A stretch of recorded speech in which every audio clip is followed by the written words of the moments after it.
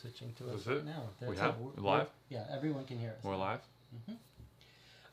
If you could let us know in the chat if you can hear us okay and see us okay. We'll just wait for that before we start. Well, we're waiting. Chroma.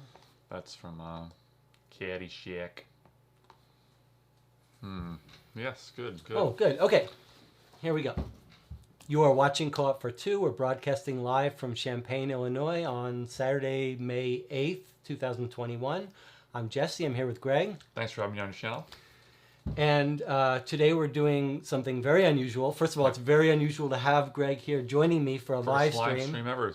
Very, very strange. How do you feel about it? It's cool. Hopefully it's fun. And we're doing a Q&A on Lord of the Rings, the card game, so I could just get up and leave right now.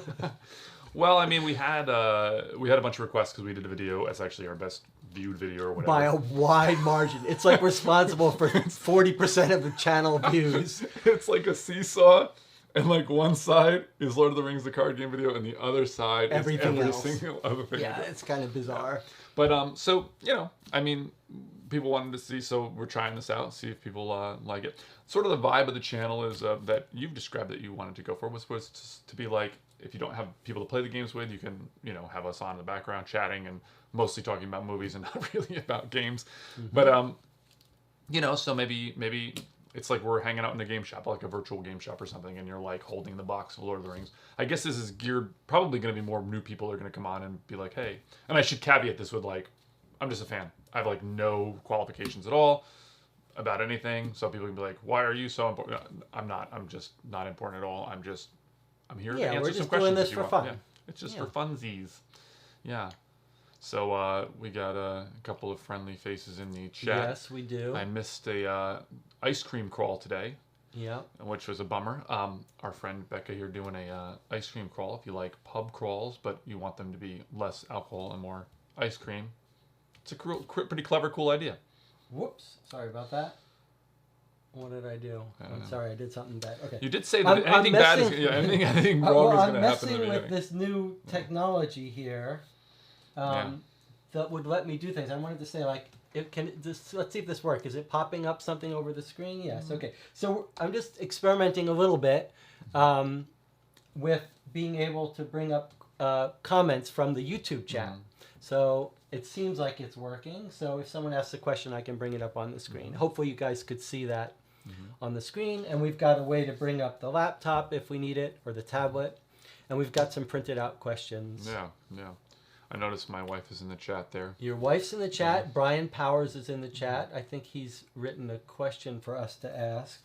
Or I could be wrong. I feel like my poor wife, she's like, I'm going to watch this thing of my husband on live stream.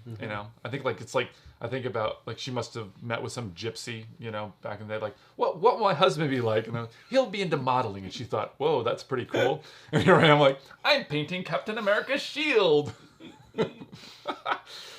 So yeah. All right. Well, I guess we could kind of get things going. Well, let's give people a chance. We've got. Well, we could. You've talked about the ice cream call. After this, maybe we'll go out for some more. I'm hoping so. Ice cream. Yeah, I did see actually a. This is on topic, off topic, but I saw this book on Amazon, and this is the title. This is not a joke. This is like a real book, and I'm tempted to buy it because it just seems like I don't know. There are two things I love in this world. This is the title of the book. There are two things I love in this world. One is board games. The other isn't you. Like, it's a whole book. Like, what is that? I mean, like a self-published book on It's Amazon. by Hobbies Galore. It's only $8. I feel like it's worth checking out. I mean, that's pretty hilarious. It's very, very funny. Oh, that's not right. Okay, so, yeah, well, this is about Lord of the Rings. So I guess if somebody's watching for Lord of the Rings purposes, maybe we should hop to it. All right, you want to start with one of the... so, guys, you should if you've got a question about Lord of the Rings, it's okay if you're a new person to the game or if you're an advanced person. We've got a question from Jill. She says, hi, honey. Yeah. Okay, well, we've got some questions from the... that were submitted ahead of time. You want to start with one of those? Yeah, let's go with that. We got a couple people that were, they put them on Reddit and Board Game Geek to You know. All right, I'm gonna read your. There may be. We're gonna try not to like do too much repetition. So you know, I might say like, hey, I kind of answered that before. Okay. But So because there's a lot of here's a question from a person named Flame of the West, who watched your first video, and he says our first video.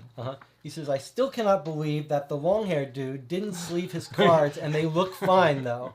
Maybe he can show us. Yeah. So Greg, show us your beautiful boxes of cards. This is a double whammy. This is like this is co-op for two, but Jesse always likes to try to like needle me as much as possible. It's me. I get blamed. I'm the one who does that.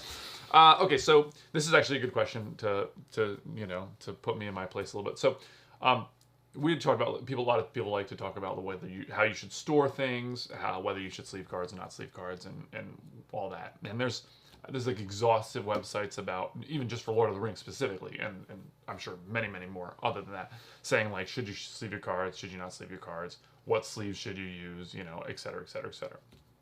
So. I still stand by that. I don't think that you should sleeve your encounter cards. I mean, there's so many. It's insane, I mean that's just a large expense. But if the sky's the limit and you have a bunch of money and and this is like your hobby and you don't care, you're gonna do it anyway. But I would think like if you're sort of like in the middle ground and you're asking a question, should I sleeve my cards? I would say don't sleeve the encounter cards, and then you could sleeve your regular cards. Somebody said this who was a Flame of the West. They said that like they found it hard to believe. Now, I had mentioned on our previous video that like I didn't sleeve them and I don't. They're all fine, which I do. Mostly stand by that. Okay. So, I played. I think I'd kind of look through and I keep a log, and that's just something we're very good at tangents on this channel, and this is a tangent. Like, start logging. If you haven't logged your games or you don't log your board games or whatever, like, and it's something. Just start doing it. Do you log on BGG or someplace else for Lord of the Rings? I just keep a little just thing. Your own little personal. Yeah, I write down. In the beginning, I was like writing like my wins, my losses. Now I started doing Marvel Champions. I started logging, and I've begun to like I'll write down the heroes that I use, and whether it was expert or standard, and if I'm using a specific encounter set. It only takes a minute, and it's kind of cool because like it's just like movies. I have a list of all my movies in a Google Drive, and like when I'm talking to someone, I could say like they'll be like, oh, what have you been watching lately? I'm like, and I'll go through like, oh yeah, I watched this movie and it was good, or that was so it's kind of a cool thing. And you think like, oh, there's no way I'm going to start that now, but you start it, and 5 years later, you're like, wow, I've been logging this for a while, so it's kind of a cool thing. But anyway, I was also ribbing you about the fact that I kept trying to get you to bring your boxes of cards over. Let's put a pin in that just for a moment. Okay, so I've played about 2,500 games, and I had made the statement, I don't really see any problem with my cards or whatever. Now, the encounter cards for sure no, and it's funny because when you're playing the game, there's so much to think about. When there's a game called Witness, which is a very unique game, tabletop game for 4 players, and it's co-op, and you must play 4 players. And you whisper. It's basically like a telephone. You're like whispering things to people, and there's like a set amount. There's like 100 quests in the game, or not quests. I'm in the Lord of the Rings mode. There's like 100 scenarios in the book. And if you play it, you know the answer, and then you're never going to go back. But when you're done with this thing, I can't even remember my own name, so I feel like I could go back and play those again. And so, sort of in the same vein, you're probably wondering how does this relate at all? Yeah, but I am. In the same vein, you're playing Lord of the Rings card game. You're trying to play well. You're making decisions. You're like, should I play this? What should I do? What could come out? Who should I send a quest? What should I play? This card, that card, and you got a lot to think about. You're playing double-fisted, two-handed, which I'm sure we've got some questions about that. Yes, we do. You've got 2 whole things to think about. Then you got to remember the rules. You got to remember when the cards come out. You got to reevaluate, count things up. There's a lot to think about in this game, and especially if you play some of the quests in the. Is this related to sleeping? Yeah, it absolutely is. And when you're playing the Ringmaker cycle and stuff, you're pulling time counters. It's like a math. It's huge. It's crazy. And so in all of that, I don't really notice if like I'm not going to notice my top card has a little bit of scuffing, and I think to myself, oh no, I know that's Steward of Gondor, right? I'm not going to notice that, and so I think when I'm playing the game, that's like something I don't even really notice, and so I've never really encountered a problem at all. And again, there's a lot of cards, and I like to play as much of the card pool as possible, like so I'll play like when I did my campaign, I did play the same kind of deck through the campaign, but other than that, I'm constantly changing my decks out and stuff like that. So for me, so since we did the video, and that was like the number one thing, people were like, that's insanity. I've like, because now it's like, somebody says like, oh, I bought that kind of card, and then you just start seeing that card where I've been like paying more attention to my cards. And I was like, yeah, So there is some wear on my cards. You know, like if I were selling it, somebody like, well, these are a little worn, but mainly on cards that like the Sylvan archetype where you're constantly shuffling your deck and stuff. But mostly like I mean they're definitely playable, and honestly like I'm not gonna know. I'm looking at all these other things, so I haven't noticed it. So that's a very long-winded answer to say that like yes, there is some wear, and if you want things to be in absolute mint condition, then you should sleeve them. But you can play a substantial amount of games, like an insane amount of games, and your cards will be fine, you know. And you've got so many things to think about that, for me, I'll never, it will never give anything away, you know. A lot of people, like I remember when Pandemic had a their Their anniversary? No, they put out like a new version of Pandemic, which was just cleaned up art, and they changed a couple city names and stuff. And you couldn't buy like the latest expansion. It was in the lab, I think. And you're like, well, maybe I should. Again, you have to sleeve your cards because you had to, because there were different backs. Right. You know, but now, I mean, for this game, like, there's not really that much of a need to do that. So, long answer is, yeah. I mean, like, my cards are fine. There is a little wear if it was a competitive game where like I was playing a competitive deck, then it would make a difference. But if you want your cards to look great, you know, go for it. Okay, we've got another question here by Ben Gruthius. He says, I want to thank you for talking about true solo and how everything is basically soloable. Yeah. Without that, I wouldn't have even given this game a try. I bought a whole collection, having a blast. Okay, that wasn't a question. Well, hold on. So, yeah, well, thank you, by the way, for hopping on. That's cool to see, to be able to chat with you. Yeah, I mean, for me, it was like the perfect game. I moved very far away from my home, like 900 miles away from my home, and I didn't really have anybody to game with. I'm not really a big, video game player. And this game was like, my wife was taking care of her mother for a while, so she was away a lot. It was perfect. It was just it was like a tabletop game that works beautifully and perfectly in a solo fashion, and it really and the they call it like a what do I always say, that a living game or a living card game, a lifestyle game. Oh, lifestyle game. Where you can work on putting decks together, thinking about stuff, teching against certain things, and it takes up a lot of time, like in a good way. It's a good hobby. So good. I'm glad you're enjoying it. Yeah. All right, let's go to the next question by Brian Powers. Brian says, I switched to binders for my cards so I can look at the great art. How many go-to decks do you have ready to play at a time? Yeah, so I think it's hard because okay, so it depends. When you're playing progression, which is the way I did it, I wouldn't have a lot of decks. I would only have like 3 or 4, and it would be kind of a pain because I'd have to pull out certain cards that were really, really useful and put them in another deck. And so I maybe only had like 3 or 4 at the time. And then as the card pool grows and you can sort of dedicate a deck to certain archetypes, like for instance, like if you play like a Hirgon deck, which is all tactics and it's a lot of cards that maybe I wouldn't normally play, or Dale is its own thing, kind of, that I don't usually use a lot of those allies in different decks. Then you can have more. I mean, now I've sort of moved away. I kind of it was like an ebb and flow thing where I get more and more built up. I don't think anything more than maybe like 8 decks at a time. And then even then you start to stretch it where you're like, well, I need Elrond's Council and multiple decks. I mean, the nice thing about having a lot of decks together at a time is that if you're playing and you're like, this isn't the right scenario for this deck, it's just getting killed, and you can just swap it out, or just for the variety. So yeah, I mean, I think early on maybe 3 or 4, and then later on, sometimes it's good actually to keep like a really good deck, like your best deck. You mean like if you really face a quest that you can't beat, then you bring out your ringers. Yeah. I remember kind of I was having a really hard time. I don't know why. I mean, looking back, it seemed like not that bad of a quest, but I remember having a really hard time against Celebrimbor's Secret. Celebrimbor's Secret is how the community says it, but it sounds like the Victoria's Secret thing.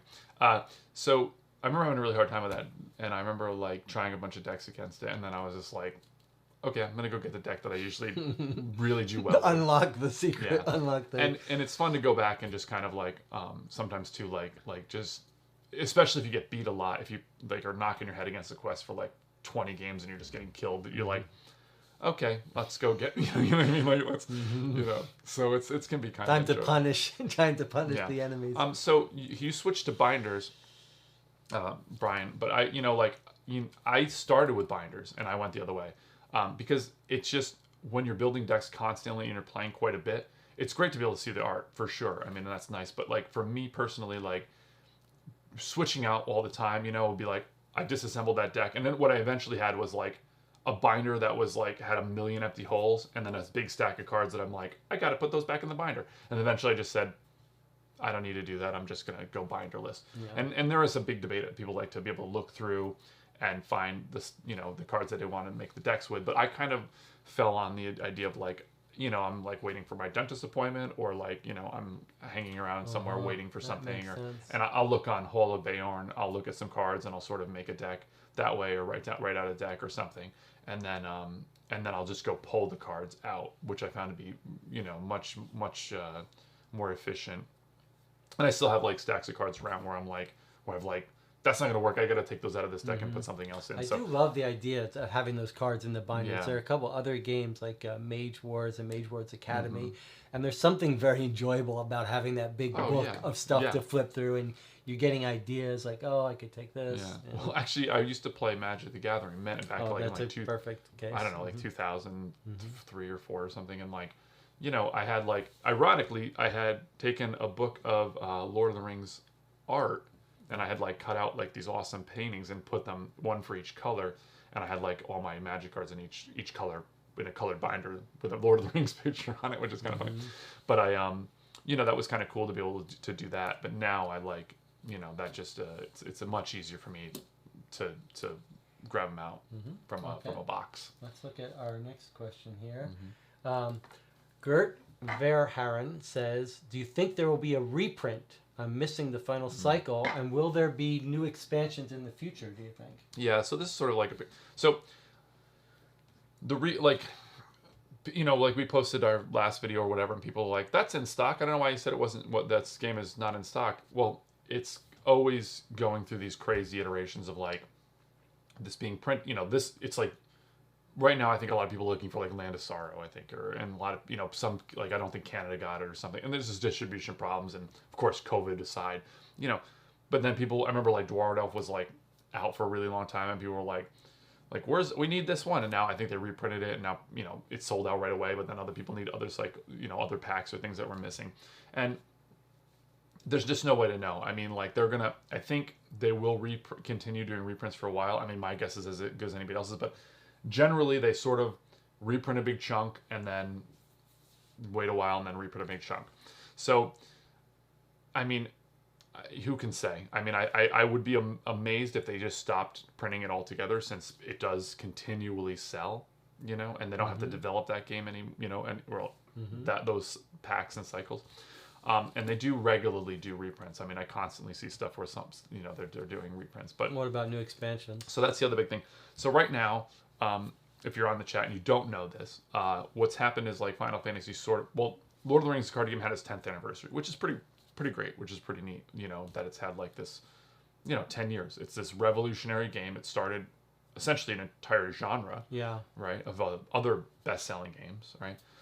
And so, it's cool. It's 10 years ago, which is really neat. And this is the time really that I think they would have said, so let me back up.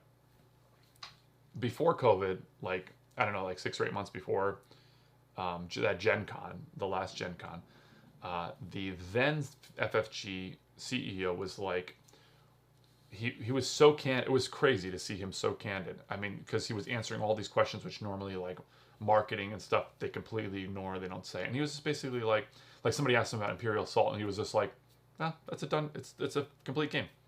And all the Imperial Assault people were like, but it was an answer, right? I mean, so he had done a thing where he said that the game was ending in this iteration, and that they were going to bring it back, and they were going to make an announcement around Gen Con that it would have some other life. And he distinctly said it was not going to be a second edition. So then, fast forward, Gen Con comes and goes, because obviously everything's all crazy. And then they just did this 10th anniversary sort of talk, which would have been a great time to say, here's what we were planning for last Gen Con. But they didn't. They didn't really say anything. It was very disappointing for fans. I was on there, like I was on my lunch break, and I was like, I'm watching this stream. I got to know. And it was, it was like, give us something, And so here's the thing about Fantasy Flight Games, which is astounding to me. Everything like in big businesses and stuff, and these are just my viewpoints or opinion or whatever, but like it's like nothing really happens quickly. Like they make a plan, Asmodee bought Fantasy Flight however many years ago, or Asmodee Group or whatever, and they have a plan, and it's going to be rolling out for years. And what's like, it's crazy that Fantasy Flight was this juggernaut. I mean, it was this massive company. It was one of the most successful gaming companies. I mean, the in-flight report and Gen Con and stuff, I mean, it was a huge deal. Like, I mean, they had all these major IPs. I mean, it really was a big deal. And they're like, I feel like they're on the operating table and they're just having these chunks taken out of them. And they're like X-Wing, which is one of the best-selling games. I think it is their best-selling game, and one of the best-selling games probably of all time. They're like, here you go. We're going to give this over to Atomic Mass Games. They're like, we're going to give the role-playing thing over to you guys. And they've just been cutting it up. And different people have been leaving. The CEO left, and the next one left. So I'm kind of thinking, like, they just have a plan to just completely dismantle this. In fact, Christian Peterson, who's starting Fantasy Flight, just bought their game center, the Fantasy Flight Game Center. He, like, bought that to use it, and it's going to be called, like, Games Center. I think there was, like, a Z in there. But it's sort of strange because it's like, why would they do that to this huge company? And so it used to be news articles. Every single day, Fantasy Flight would have a news article. And now it's basically every few days, it's like, here's some fan fiction for, Legend of the Five Rings. It's just like nothing. I mean, it's a ghost town. So, so I would be personally amazed if they did anything. But they really left it open. How do you've got this thing that's so successful. How do you let it die? Well, there's some logistical problems, right? I mean, like game shops have to keep a huge catalog on their shelves. It's a big deal, and it's not that friendly necessarily to new players to get into an overwhelmingly large game. There's, the huge back catalog of stuff. I mean, and they want to promote their newer games, which new games almost always outsell. There are some evergreen titles that will always sell well, right? But there are a lot of games, they come out and that's what people are excited about. That's what people want to try is the new stuff, right? That's the whole board gaming thing. Sure. So, I think the most likely thing, now there was some French art guy, like a Asmodee representative or something that he had said some things that there was going to be like a 1.5 edition. Yes, that's one of the questions we have here. Yeah. So why don't you read that question actually? Okay, yes, let's do that. Let me see if I can. Well, the question was. Let me find it here. Oh yeah, okay. Here. This is from Soaps on BGG. He has got a couple questions. Let's start with his last one though. If Asmodee does release a 1.5 version, would you get it and play it if it's not completely new content? Yeah. So this actually, like, to me, try to search your soul. Like, don't give the answer like I wouldn't do the Kickstarter, but then you really would. Like, would you buy it? Well, I think, like, to me, like, so what they had discussed on this like report, and it's so nebulous, like nobody knows. I mean, you could ask your 8-ball and get like a more definitive answer. And this guy said there would be a 1.5, which would be a reworking of some stuff, but not a second edition, because they said no second edition. So to me, a 1.5 is like the worst of all worlds, right? Would I buy it? I probably would have to. I mean, I'm like, the term I love to use in life is pot committed. Like, I am pot committed. I'd have to buy it, but it'd be terrible if like they rework some of your cards, but you're like, I'm going to buy the Morgul Veil again. I have the Morgul Veil, but I'm not buying this new one that has some slight alterations in it.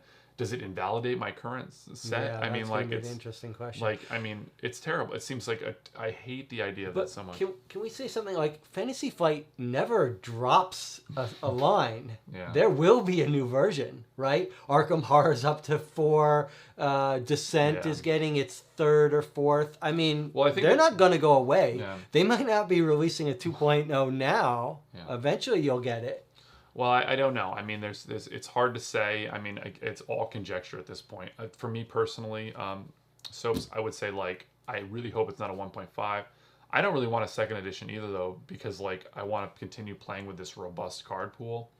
So that's a bummer, about anything that happens in terms of that. I think what they're doing with, like, Arkham is pretty cool, because they're just like, here's a deck. It's a completely contained deck. We were in the game shop. Arkham LCG. Our local game shop, Titan, the other day, and you could just buy a hero deck. Here it is. In much the same way they do with Marvel Champions, where it's just like, I'm going to play Captain America or Doctor Strange. I'm just going to buy that pack and I can play it. And that's approachable for new players, which is great. And old players, if there's some new cards in there and stuff. I mean, if I have to buy some duplicates, fine. It's like I was talking to the other gentleman before, like, it's like that just makes it easier to make, to keep more decks put together if I get some reprints of some cards that I really like or use quite a bit. So, okay, we got another question here by Gert. Yeah. He says, I'm going to start the campaign soon. Looking forward to it. Any tips? Yeah. So I do actually have a really good tip about that. But first of all, Gert, this is pretty awesome because, like, you ever go on a tour and my wife and I would say tour. I got criticized for saying tour wrong, so now I say tour. But you ever go on a tour and you're like the only ones on the tour and like you just get to ask all the questions you want? Gert, you are in that position. You could ask everything now. It's like you're just hanging out right with us, Gert. So the campaign, So number one, I found it very difficult to like play and then like in my progression style and then sort of play other things, play other scenarios and stuff and kind of come back to it. So I think it works best if you play the whole thing through at once. But if you can't, I would highly recommend taking some really good notes and logs. And I don't know why that's so hard for me, but there's two things actually. Number one, I would keep a very good log in terms of like what heroes have fallen, what boons you have, et cetera, et cetera. That's number one. And number two, there is a Board Game Geek thing. I think one of the Cardboard of the Rings guys put it up. I think the chap maybe. I think it's on a file in the Board Game Geeks file section. Hopefully you're familiar with the Board Game BGG. Oh, look at that. Right here. Normally it'd be like, whoop, you'd have your little thing come out. I know, this doesn't get edited. Yeah. So it's a really good chart which kind of helps to show what you should remove from the campaign pool and what you should keep. So I'll make a spoiler-free thing. Like when you first start, you get to choose. It's like one of the first things I think you get Mr. Underhill, which is the name Frodo uses as an alias when he's first leaving the Shire. And so you have that boon. That's like a boon you start with. But you don't keep that. I mean, that's something you only have a limited time. And so it's nice to, when boons come in and boons come out, things like that, it's a really good, he did a very good job of making this chart that basically says, make sure you remove this card from your campaign pool. Later on... Oh, just a reminder so you don't forget. Yeah, like you're getting these and you're losing these, etc. But later on it gets even more nebulous because that's the second time I don't ever use that word and I use that twice in this stream. Because the Fellowship, it splits at the end of... Oh, this is a huge spoiler alert if you haven't seen the Lord of the Rings or read the books. Okay. But the Fellowship splits. I mean, they, you got Frodo and Sam, they go on their thing, and then you have the rest of the Fellowship goes, to Rohan, etc. And when they split, you are playing in that way. You're going from between the two. And so you sort of have some boons and burdens and things assigned to one and some to the other. And it becomes like hard to remember what you're supposed to pull out and stuff. And so that's another thing. And I hope it was the chap that put this up there on BGG because it's a very useful little chart that helps you to know what you should have in your deck and what you shouldn't. So keep good notes, and maybe like maybe get a couple of those little like plastic card things, like where they're like click click, like they put baseball cards and stuff in when you were a kid, and maybe put your boons and burdens and stuff for to keep them separate to make it easier to remember. So that's all I would say. I mean, other than that, I would pick. I definitely would also pick like heroes or archetype that you really like, or you can go try to match the story if you want to do that too. But I feel like when I played through, I played a bunch in different ways. I didn't play it as a campaign. I just played a bunch of the different scenarios, the quests. And then I went back and I said, I'm going to play with one of my favorite factions, and I'll just go through the whole thing that way and use all the boons and burdens because you're going to play it a lot. The other thing is like I've noticed like some I like to watch the Mr. Underhill's channel or Three's Company now and they did like some stuff and they would sort of switch heroes in and out. You assign boons to certain people, and one of my really only complaint about the way the campaign works is that they punish you for changing your heroes out. You have to incur a 1 threat penalty every time somebody dies or you move them out or whatever.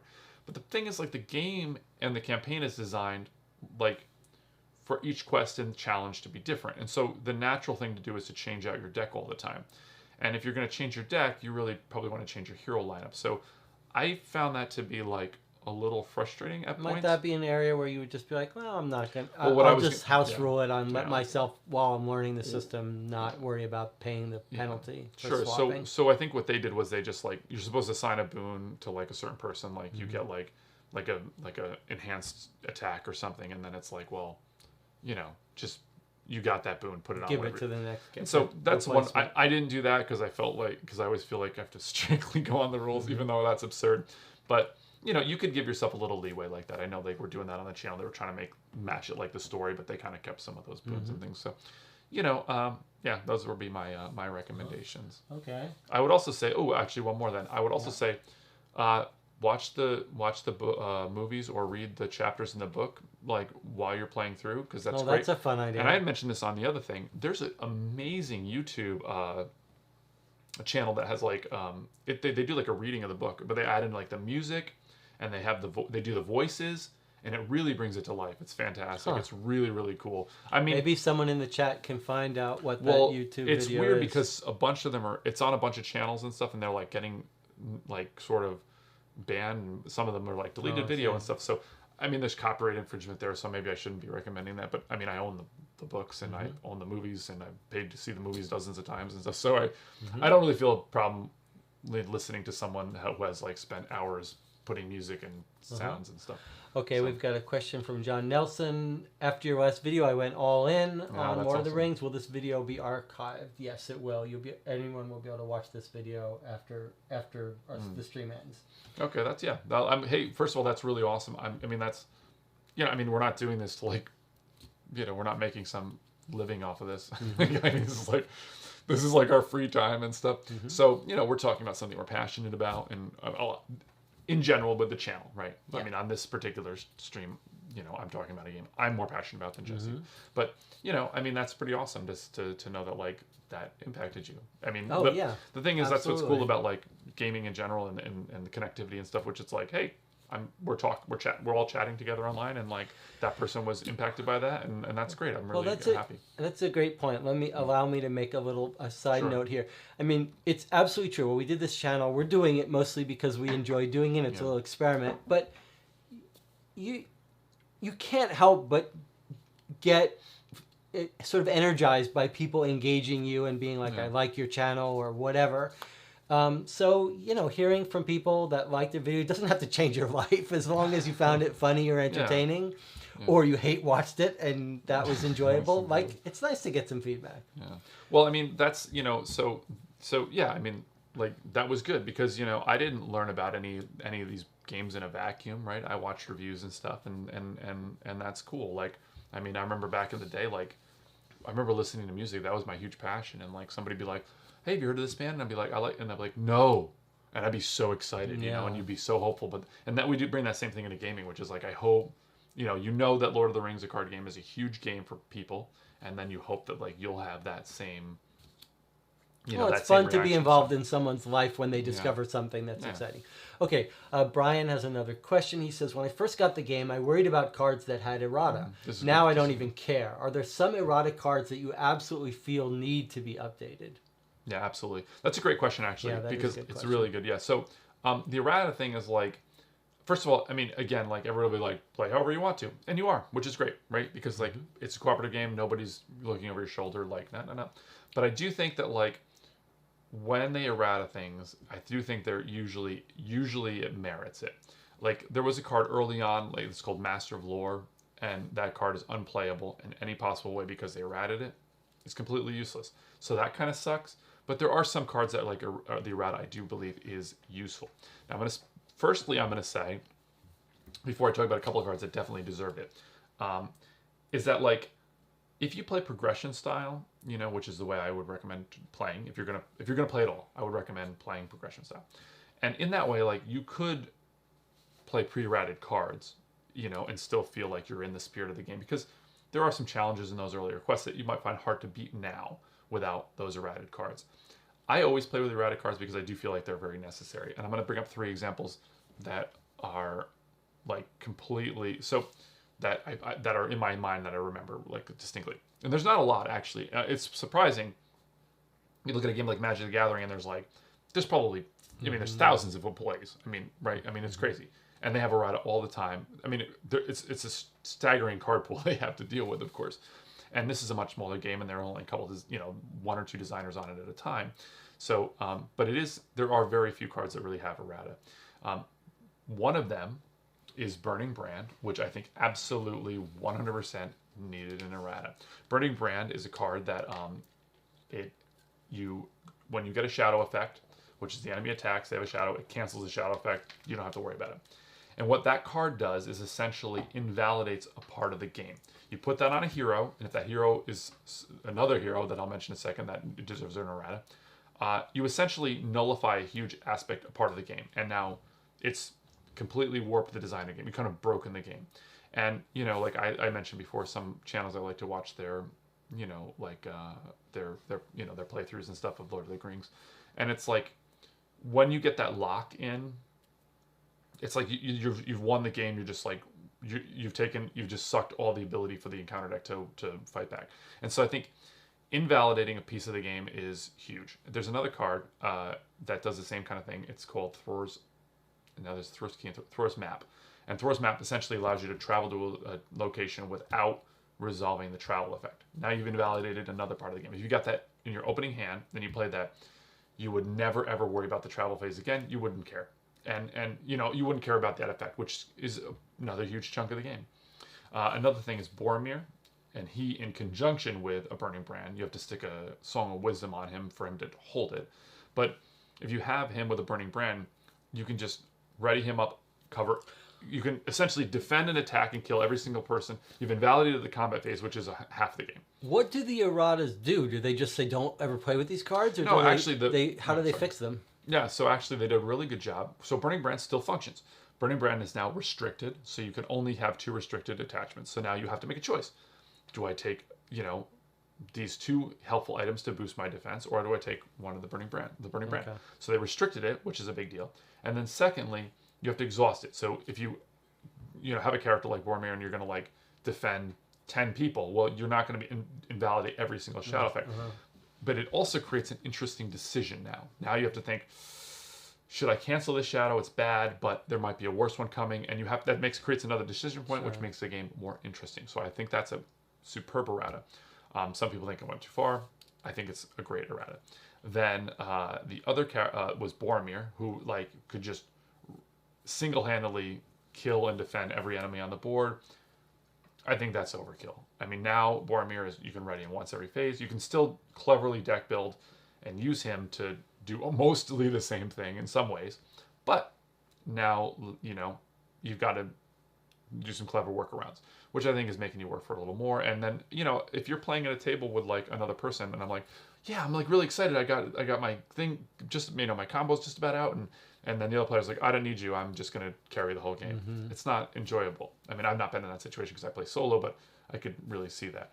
So those are 3 of the erratas that I really were huge. And then there's some stuff like Legacy of Dorne was a errata. You have to exhaust it to draw a card. And so essentially it went from I'm going to draw 45 cards in this round to so there's some, I think later on in the game design, which is another reason I think the last half, or as the game gets going, it gets better and better and better because the design gets tighter and they don't make those sort of I like mistakes. This attitude by Brian though.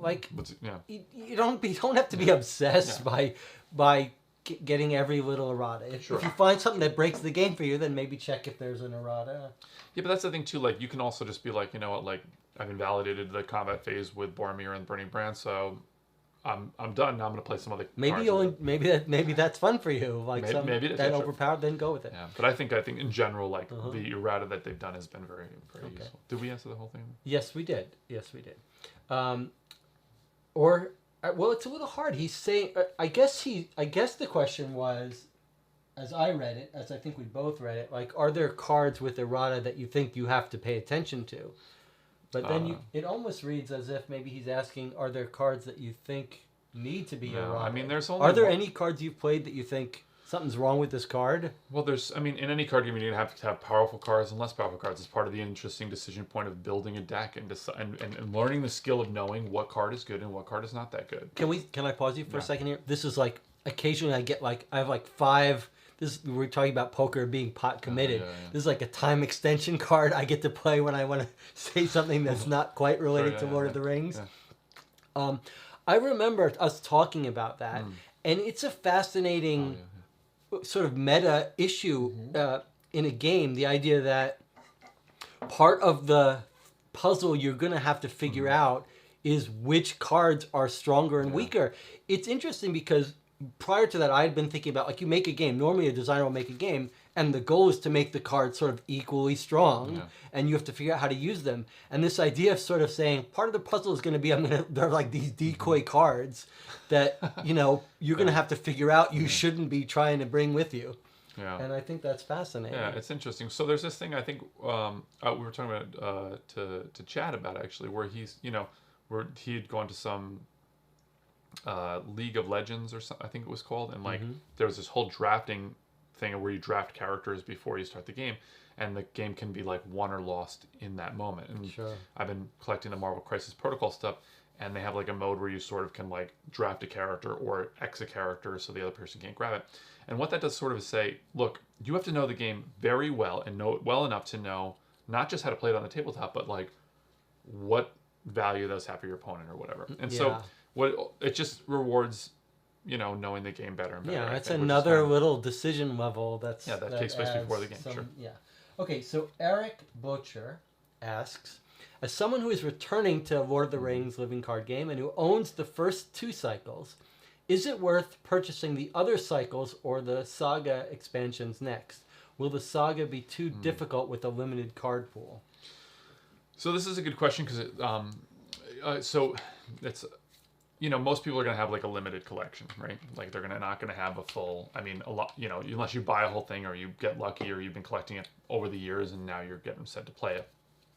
So the designers have gone on record to say that every single cycle that they make, they test the cycle with the core box. So essentially, if you're going to play the Angmar Awakened cycle, right? You cannot play that cycle like without the core box, the Lost Realm Deluxe box, and then whatever quest pack you're playing. So you would need those 3 products, right? Okay. And so they've tested the game so that you can beat any quest, right? Like so that like if I just own the Lost Realm and the core box, I should be able to play. You should be able to beat play and beat that. Yeah, it doesn't say it's going to say it's easy, but it should be beatable. I think that there's a huge curve. Now, there's some definite jumps, and I think once Caleb Grace was the longest running designer on the game. I think once he kind of got his groove going, I think the power creep of the decks was substantially less. Like I think he kept everything but I mean, just by nature of having a larger card pool, you have more tools in your toolbox, more answers to different questions. So there's going to be a larger, that you're going to get more and more strength. So I think that you will have some challenges, like with some of the quests are going to be hard. So if you feel like you don't mind a challenge, you don't mind playing something, like a number of times, like some players, they want to like beat it on the second try or the first try. You're probably going to have to struggle a little more.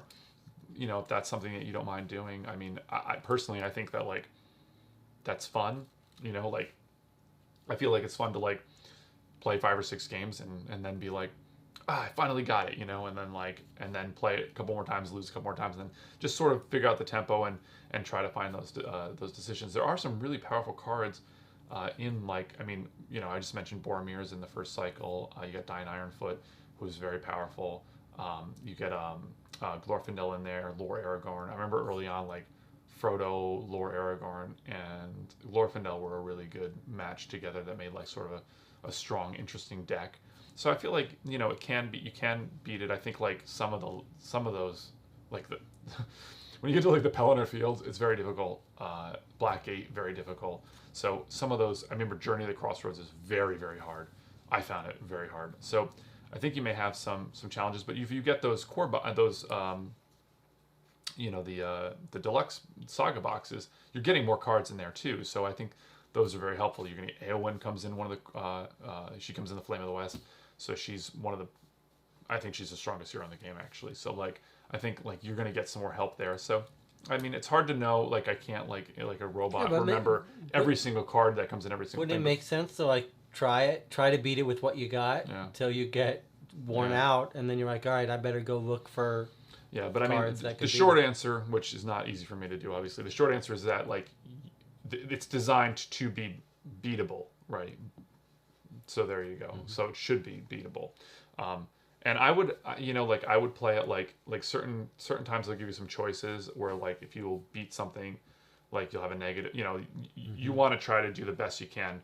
Otherwise, just auto fail it because you're allowed to play a mission as many times as you want, basically until you beat it, and then you move on. So if you don't have the outcome that you want, just auto fail it and start it again, I guess. You've done that before. We've talked about that. Yeah. So I mean, that's kind of a neat way to do it. Where it's much different than like a game like Arkham Horror LCG, where they don't care the outcome. You only got one shot. They're going through. All right. Here's a question that I actually really like a lot. I'm curious to hear the answer to this too. John Nelson says, you may have addressed this already, but what value have you gotten out of the Nightmare decks as you became better at the game? Like everything. Like the Nightmare decks are, they're really hard to find now, is from what I've gathered. But, I mean, they're insanely good. So essentially, like the game, to me, and this is just my experience. This is a surprising answer for me, so I'm curious about this. They're fantastic. So there is one part of it that I don't like at all about the Nightmare decks, and I'll just address that first. So I don't like to me, I don't like having to like take the deck and then be like, okay, now I got to take the other subsets of cards, mix that in to create the quest. Now I got to take out all the stuff for the Nightmare cards and then add the actual Nightmare cards in and then shuffle up. So it's like extra work to set up. So I don't get them to the table that much because they're a pain in the butt to set up. But they like the power curve of the game is like, to me, I find that like if you take a deck, if you have the whole card pool and you've been playing and you take a strong current deck, you're gonna steamroll, absolutely crushingly steamroll the first 3 cycles. To me, that's I mean, you might have a couple hiccups in there, but for the most part, and that might be controversial. So the Nightmare decks essentially say, hey, now you've got some new life for this, which is great, which is really, really cool. And some of them fix some, there's some problems like Assault from Osgiliath has like a sort of cheat you can do to win. Same thing with the third Dwaro Delph quest, Nameless Fear or something. I can't remember the name of the look third. at me. Yeah, I can't remember the third quest in the Dwaro Delph box. At least somebody put in the chat. But that one you have the Nameless Fear as the enemy, and essentially like escape from Dwaro, escape from something. But anyway, that one has like another thing where you can just win quite easily, and it sort of cheats the way it's made. So it fixes that. And then there's other quests like that it really changes, like the Nightmare quest for Dwardolf again, the 7th level. And so it basically changes the entire quest. It brings in new mechanics. It's just completely different, and it's not really better or worse to me. It's just a completely different experience. I actually really like that quest, and I think that the Nightmare version is really, really fun and interesting. And so, and some of them like really change it. Like one of my most hated quests is Drudain Forest, and I hate that quest so much, and I can go at length as to why I hate it, but that completely changes the puzzle of that quest, and so that's really cool too. And then some of them like the Long Dark is another quest that like it's terrible. I will never play that. But the Nightmare version, it's amazing. It's so much fun. There's a lot of fun stuff in there, and it really makes it like very, very playable and fun. So the Nightmare quests really do a number of things, which is to make the deck like the older quests competitive, right? So that you can really get a lot more out of that, enjoying that quest. And then it also, like Watching the Water is another good one. I know I'm picking a lot of ones in Dwaro Delph Cycle because, those quests are. Very easy now, I think, and so it really changes things up. I think it's is it like five? They're like $5 or $6. Would you ever recommend someone like plays the base scenario and then gets the Nightmare, or save the Nightmare stuff till you've gone through the whole thing and then? Whoa, I did something. You broke your chair. I think I did. Finally broke this chair. So no, I think. For me, I enjoyed like sort of going through all the go through progression style, and then when I got to the end, I was sort of like, let's go back again and do them all in Nightmare. And I kind of felt like it was better to because I hate setting them up, I would sort of like set it up and then play that one a ton, and then I wouldn't really go back. And I was actually thinking about this recently. I was like, oh, maybe I should, like, those cycles that are now I find too easy or whatever. Maybe I should sort of just set a nightmare, like a quest that I really like, set up a nightmare pack of it and then just leave it, and then that's one I kind of go for in that cycle. Like the Ringmaker cycle, I don't think I'd go back to that one that much, and so maybe picking one or two quests that I really enjoyed and nightmare, putting the nightmare stuff in there would be very fun. So if they're going to be really hard to find, but I think they're absolutely 100% worth it. Now they stopped making them, so you can't get them for the newer cycles, but I can't even imagine playing like some of the like Fortress of Nirn with a nightmare deck. The nightmare deck would say add nothing, and in fact one of the easiest quests in the game is Encounter Aim Din, and it's fun. It's very fun, and it's a great quest to just like learn on and play with some friends or something to get them hooked before they get destroyed. And that is the second hardest quest in the entire game, Nightmare. I see. The Nightmare really ramped it up. Okay, well that's yeah, it goes from the easiest out of whatever 120 quests or something to now the second hardest. Well, that's fun. Yeah, okay, Sydney Dean says, casual gamer on the cooperative bus, enjoying your videos, guys. Yeah, cool. Well, thank you very much. Great. That's awesome. Yeah, awesome. Yeah, thank you. And here's Gert asking another question just for fun. What is your favorite hero? Mine, Galadriel.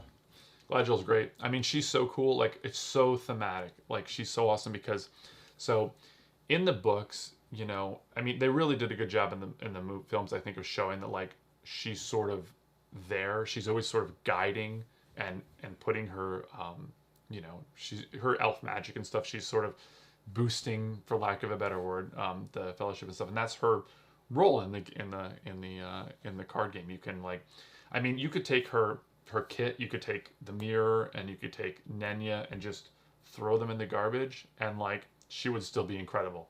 Like, I mean, being able to essentially freeze your threat and draw an extra card around is insanely good. And then and you never really notice that, like people often forget, but like when you put a character in and they've got just like one willpower, but you just want to use them for combat, but that's so helpful, like her passive effect. So I love Galadriel. My favorite hero in the game, and Jesse, you should try to guess what my favorite hero is. What characters do I always like to play in the games? The wizards. Yeah. So it's going to be Gandalf. Yeah, Gandalf, I think, is best. Okay. So I actually thought about this before. I was sort of like trying to think of some things like this, but to me, like Gandalf the what though? So they only just have Gandalf. So there's a couple of allies. There's two allies, and then there's just Gandalf. People were kind of expecting Gandalf the White would come with the last pack and stuff, and we just have Gandalf. They don't specify. Oh, okay. But he's just a lot of fun to play. I think that's really what it comes down to, is that like in the theme of him, like you play with the top card of your deck at revealed, and so it was so Saruman and Gandalf both thematic wins because Gandalf always seems to know more than he's letting on, like, and he just sort of like in the books he shows up and he has this big talk with Treebeard and he's just like, and everybody's like, well, where did they don't know what he's just moving all this stuff around and always doing all this stuff, and he always knows he's like one step ahead, and that's kind of what's represented by that. But it's also quite fun to use his pipe, swap cards, play them. It's just you're doing more, and it feels very, very fun, I think, to play with him. Like, and he's very powerful, also very strong, and he really makes a lot of deck types work really well, like the dwarf discard. I mean, being able to see that if you're going to play like Thorin or the newer Dine, the Spirit Dine, you can always see what's there and you can discard it, and like you really feel clever to put like an Heirloom Miner in, or you get a hidden cache, and like it's really very, very clever and very fun to play him. So I really like him. But I tend to very much enjoy the heroes that are archetype builders. So for instance, like somebody like Celeborn is really cool, or like Hirgon is really cool because any hero that you basically, when they come out, like one of them recently was Haldan came out. He was sort of does the Woodman deck, and he essentially, you're like, oh, here's not just a new hero, but here's a hero that's I'm just gonna make an entirely new deck that's different than what I've been playing. Or Hirgon, where you're like, I'm going to revitalize a bunch of cards I wasn't using and put them in this deck. And so it just allows you to play in a completely different way. So I really like that. I mean, where a hero will sort of define a whole new deck type, and I think that's really awesome. I mentioned Dyne, the Spirit Dyne is awesome. I mean, the other ones are like the Leadership Dyne and like Celeborn. They're sort of just giving these universal buffs, and that's cool, and they help you to like pool together that. But I like the heroes that sort of just, that you'll play a whole new way with that hero. So I think that's really cool. So I think Gandalf is the best. Obviously, I really love Eowyn just because her art is amazing. She's the most thematic, one of the best thematic wins in the whole game. So that's really pretty awesome too. What else we got here? Okay, well, I got another quick question by Sydney Dean saying, playing 7th Continent right now because I watched you play. Well, 7th Continent is one of the most epic games we've played. We've played a couple that are sort of scratch that same itch, though, that are much shorter. I mean, 7th Continent is special in how epic and punishing it is, but maybe Paleo and Sleeping Gods. Yeah, well, we've just done the tip of the iceberg with Sleeping Gods, which is really, really fun, and it seems much faster. And I like the gaminess. So I don't know, like, how, if we get a little further, how much that's going to change. But people always say in gaming, they're like, this is a Sleeping Gods killer or whatever, like, but I mean, I would love to play some more 7th Continent. I think it's a pretty fun 7th game. Continent is a special game, so stick with it, I would say. But if you're looking for more faster, maybe try Paleo and Sleeping Gods if you know Mark for other games, that those are kind of a neat, similar itch type thing. So thanks for the question. Okay, Brian Powers asks, do you test decks to certain scenarios which help you know how good a deck will be? The answer to this is yes, isn't it? Yeah. So there's actually like you've talked about this with me before. So I mean, it's cool. Like some people like building decks. So there's a few decks in the game, and I actually wrote down that like are completely you need for you have to like build specifically. Like there's no way around. You have to tech specifically for the quest, and there's only a few. And so people sometimes will say like, that's so stupid. Like I don't want to have to do that for every quest in the game, and you don't. But there are certain decks I'll sit down and I'll play and I'll be like, there's no way this deck is winning. I can't do it. There's one card in here that's just shutting me down. Whatever. So yeah, I mean, like for me, I test decks. There's actually a list of quests that I like to play. A lot of people, they have their own pet deck quests that they like to go against. So actually, that's a good lead, and I'll actually read I made a little list of these. So for me, I prefer the quests that I can just take any deck against. Mostly I prefer that. Sometimes it's fun to try the ones that like you need a specialized deck. or that like are really, really difficult and you really have to go at it. But it is kind of like, I think just get, like we were just talking to Sydney there, who said that like, we were just saying how like it's kind of nice to be able to, it's hard to get like 7th Continent to the table. And so it's kind of hard like, sometimes when you're like, you just want to, you're like, oh, I got an hour. I'm going to go to bed in an hour and I just want to veg out and play a quest. And so that's, it's nice not to have to like be like, well, I guess I'm not playing this quest right now. I just set it all up. Like I set one up the other night. It was probably months ago now, but and I was just like, and I was like, well, this deck can't win against this. I was playing like a 300s deck, and there was a lot of character exhaustion, and I was just like, there's no way. And so it was just kind of frustrating because I was just like, And then I pulled something else out, and I realized, oh no, this is gonna work. I think it was playing like Siege of Numinous. There was like 2 or 3 things, and I brought like a deck, and I was like, okay, that's not gonna work. Oh, I know what it was. It was a Dunedain deck, and I was kind of trapping some enemies, but then I think you have to raise your threat or deal a damage to Numinous for every enemy that's in play, and I was like, that's not going to work. And so, it can be kind of frustrating. So I think I have, okay, so here's my top 10. I love top 10s, by the way. Yes, you do. Here's my top 10s of games that quests. Actually, I wrote on this.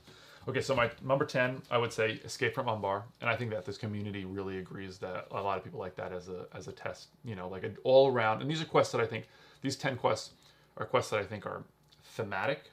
They're very fun, but they're also like, they're not easy, they're not cripplingly difficult, and they're not, they're good for all around play, and they're like go-to decks quests. In fact, I would say like these are good quests like if you wanted to keep something built from each cycle because you just want to be able to play at a drop of a hat. I would say they're good quests for that. Escape from Umbar is one of them. It's actually very similar to the movie. To me, it's like the movie The Warriors, the old Warriors. Oh yeah, great movie. Whoop! And it's like you're kind of sort of running New York through this, City gangs of New York City. Yeah, so it's a really good quest. Very stylized, great very movie. Very fun. This one maybe shouldn't be on the list because it is very difficult, but I like really enjoy playing it. The Black Serpent, very, very fun. Very difficult, but also I find it's one where I like to kind of bring things against quite a bit. The Ring Goes South. It's got that cool. That's a saga quest. It deals with. They don't do this in the movies, but there's this really awesome thing where Gandalf sort of, he's like they fight all these wolves. These wolves are just harrying. They're just going after them, and like they stop and have this big battle, and Legolas shoots one, and Gandalf uses his magic, which he doesn't usually do, and he gets all big and flamey, and he's like, "Oh, get out!" So it's really kind of cool. And then the Doors of Durn, when the Watcher of the Water is in there, it's a really fun quest, and one of the major reasons I play it quite a bit is because some of the saga quests are completely contained. You just pick it up and play it, and that's one of the ones. So I like to just grab that out sometimes and just play it. The Tower of Cirith Ungol, which is another saga one. It's very, very fun, very thematic. I always thought it was Cirith Ungol because there's a band, Cirith Ungol, that's Tolkien inspired, which is a sort of a heavy metal band, but a great band, Cirith Ungol. Yeah. I've not listened to them ever. And then The Weather Hills is very, very good. I really enjoy that one. And then another one in that box is Intruders in Chetwood. Those two are very, very good. In fact, that Lost Realm box set is fantastic. So those two quests I really like to use. And then the top four that I really like to play against, River Running, which is, this is solo only. And I think it gets ridiculous if you play with more players. It's one of the few quests in the game that playing like 4 players is just undoable. But River Running is really, really a fun quest. You're sort of, another one where you're kind of being pursued. And then this one, the Caves of Nimdûn, it's super fun. It's in the limited edition starters. They had like a limited edition starter set. It's the second quest in that. It's quite good, and there's some cool thematic parts in it. You might want to write this down. We'll talk about the limited starter set in a while because that's not one that What am I writing down? Just write a starter set. Okay. Then the Mumakil, which is, there's so many thematic awesome I mean, there's so many great decision points. There's interesting enemies and things that you don't normally see. There's like a snake and he can wrap around you and you can't like move. And then there's like these apes that are like, because you're in a setting that you're not normally in also. And there's apes and stuff that are like strong, like because of where you travel to and stuff. And you have to kind of make a decision do I travel here or do I try to kill this thing? And it makes sense because it's like they're in the trees and stuff, and they're stronger depending on where they're at, So I really like that. The Mumakil is really good, and I like you're catching Mumaks, which is really awesome. So I really like that quest quite a bit. And then the number one quest that I like to play against just with any old deck and just throw it together is Rome against Rovania, Rome across Rovania, which is there's some variable setup and stuff and how it works and things, but it's I just think it's just a really super fun like bread and butter, I guess is a way to say it, where it's just like, oh, it's just fun. There's nothing too crazy about it or anything.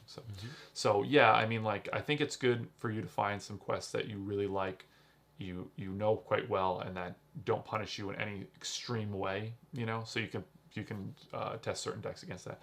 But it is fun too to like, if you have a really good like a deck where you're like, it uses this strategy. There's going to be a quest out there that's like susceptible to that strategy. Like it's like if it's a quest where it's like enemies engage you and they really mess you up, well then play Dune here and attack into the staging area and don't ever let them engage you. So there's a lot of quests that you can play where you can kind of like get around that, which is quite fun to do. You got some more? Okay, well, we got some questions here. First of all, John Nelson says this list is gold. You mentioned your crazy idea about buying extra deluxe boxes for encounter cards. Do you have any other tips for speeding up or streamlining play? Unfortunately, that's really the only thing I can say. It's a very expensive way to do it. I mentioned it on the last thing, so here I'll just mention again. Like if you were to buy like 4 deluxe boxes, I think it's 3 to 5. I can't remember. I did figure it out one day, but you could essentially put together every quest and then just be able to take it and grab it. And that's only for somebody that's like gonna play. And it would have been worth it for me to do it that way because I played so many games. But it's very, very expensive to do that. You could also, I guess, buy the stuff and then play it online on Octagon, or what's the other? So Octagon is the way that a lot of people like to play. I like to play like.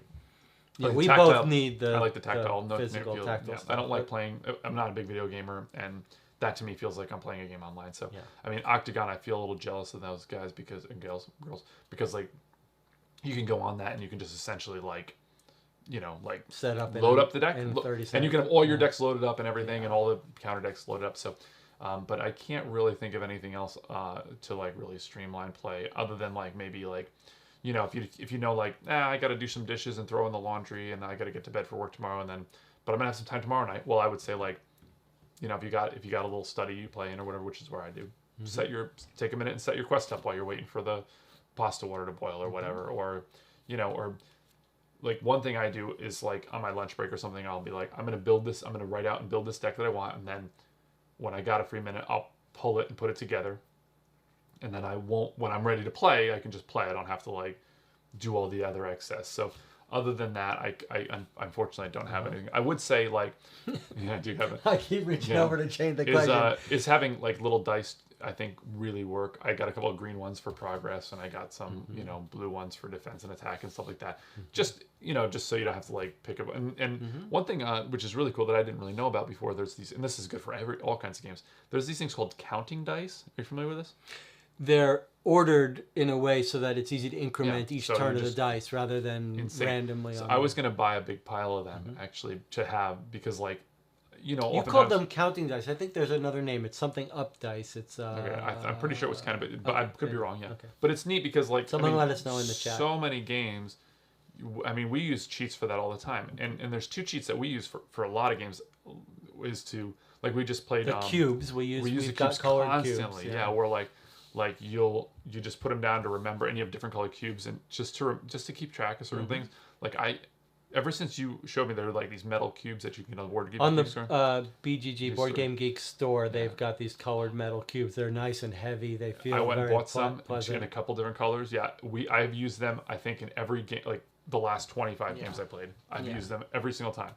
Although we didn't use them in Rightberg, but we did use dice because we used it. But we used dice to like to do the counters and stuff. You could also set up a specific area in your house and get everything laid out. You could build yourself a nice ordered boxes of cards, which Greg could show you if he brought his cards, but he didn't. Yeah, the Cardboard of the Rings did. Oh my God, Greg! Just let me move to the next. Cardboard of the Rings did a cool little mat that they gave away as like a reward, and they had a tracker, and essentially like it was two like numbered paths, and then or one number path, excuse me, and then they had two trackers like little circles. One was like a ring, and I think one was the ISR or something.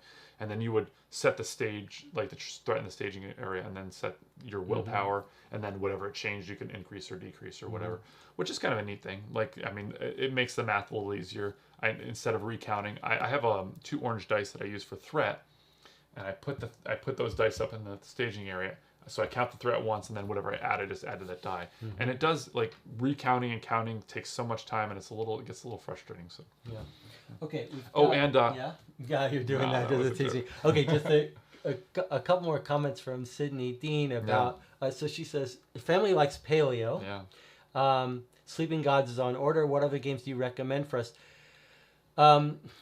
In that same, like, the Dice Tower has a top 10 exploration games. If that's what you're talking about, if you really like those exploration games, you might check out that.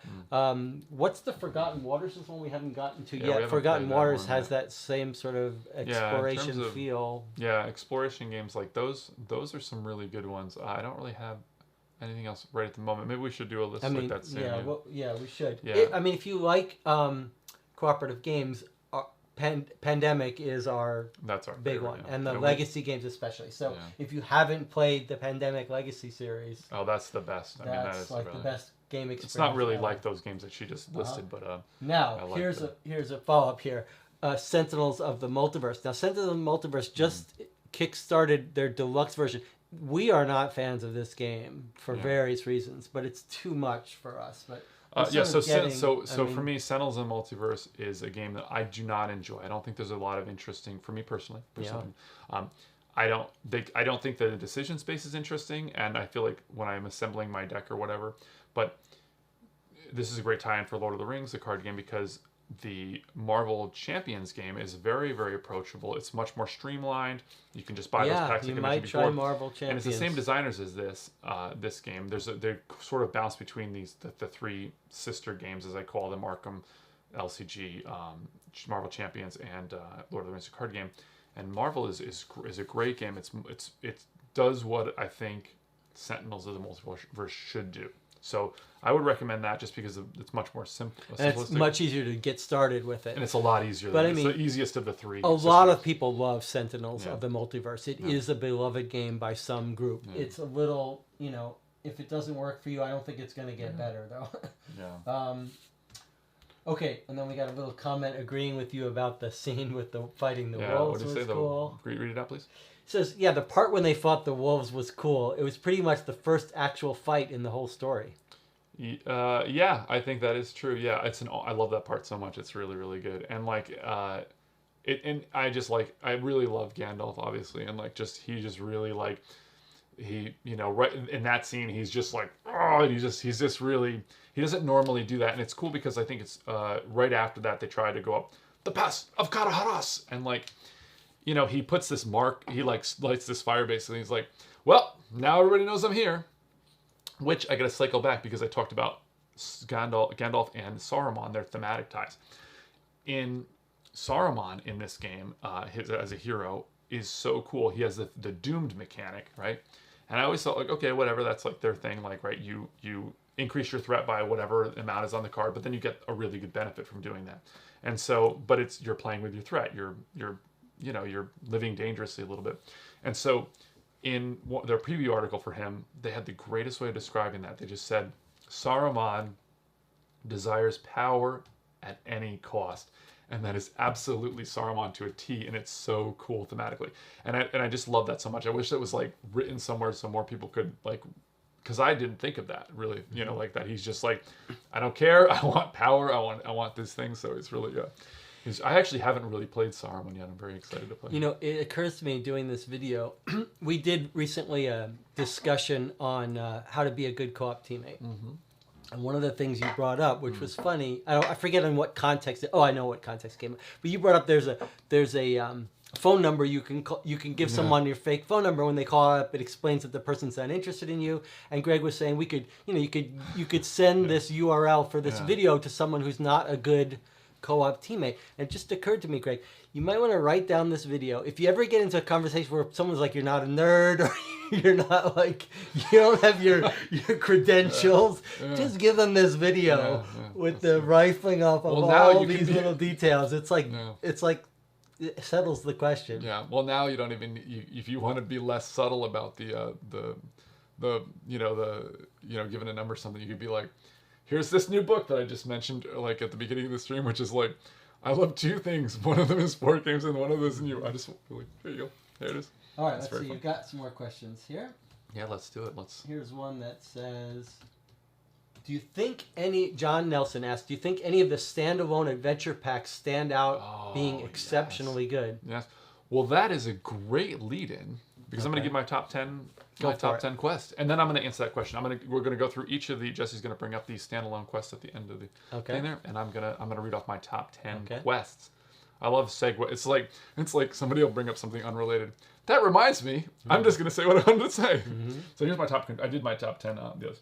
So my top 10 quests, and this is fun for the quest part of it. Maybe I'll do some heroes and archetypes. What was the top 10 you did before this? Well, it's just my top 10 go-to quests where I'm just going to go play. So first you did your top 10 go-to quests, but these are your top 10. So it's sort of like watching a movie, and you're like, well, that was emotionally and draining, and that was amazing, and but I can't go watch that 4-hour movie right now, right? Okay. And then one of them is Clue, where it's sure, I'll watch Clue for the 14th time, or Creepshow for the 15th time, or whatever. Okay. So 50th. If you say so. Yeah. Okay, so here's my top 10. Okay. Foundations of Stone. Number 10. Number 10. Fire in the Night, number 9. What a great, you're thematic running around, protecting the city. These aren't all standalones, or they are? No, they're not. But there is. You're going to get to standalones. There's a standalone on this, but I do want to go through all the standalones because I do think that's a really good question, and I got a really good answer for it. Mm-hmm.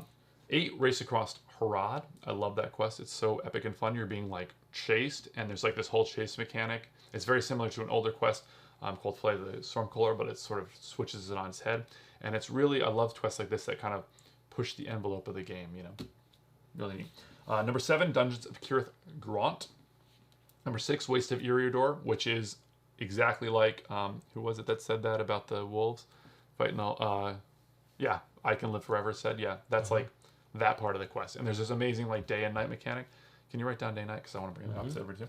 And then number 5 is Attack from Dol Guldur. This is a quest that's a standalone quest. It's great for solo. I think people hated it at Gen Con, or I think it came out at Gen Con, and people absolutely, like, it was crushingly difficult. But for solo, it's very fun, and it's very thematic, and it deals with a part of the book that you don't really see in the films or whatever. It's part of, so what you don't get in the, this is a pause on my list here. What you don't get, I like the fact that we've got the question that was asked, then I segued into something. Welcome to Gregg. Yeah. So you asked the question, and then in the end of the you got to keep checking in and make sure he's still circling around to it. When Sauron launches his forces, he's basically like making war on all of Middle Earth, and thematically in the movie, or just in cinematically, they're like, it's too much for people to understand. They're attacking Minas Tirith, so that's what you get. But in the book, he launches his forces like everywhere. There's fighting everywhere, which is pretty cool. I mean, he's planned his move. He's been like working this out for, I don't know, thousands of years, and he's like ready to move. And so one of the things that he does is one of the heart of Elvendon on Earth is on Middle Earth. Oh my God, the name has just absolutely. Maybe someone in the absolutely chat gone out of my head.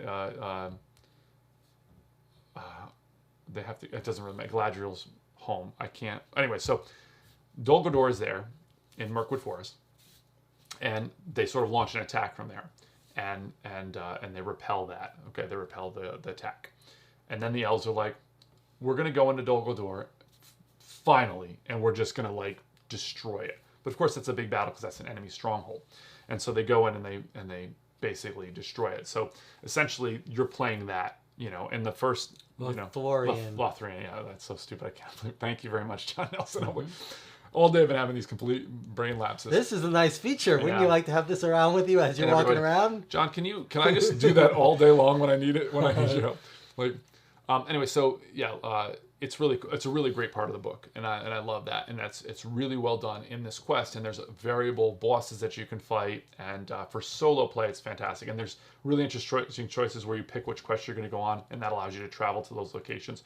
It really, I think, it really is another quest that kind of shows what the system can do, because a lot of people really like the Arkham horror part where there's a map and stuff, and this isn't quite the same, of course, but it does allow you a little more flexibility.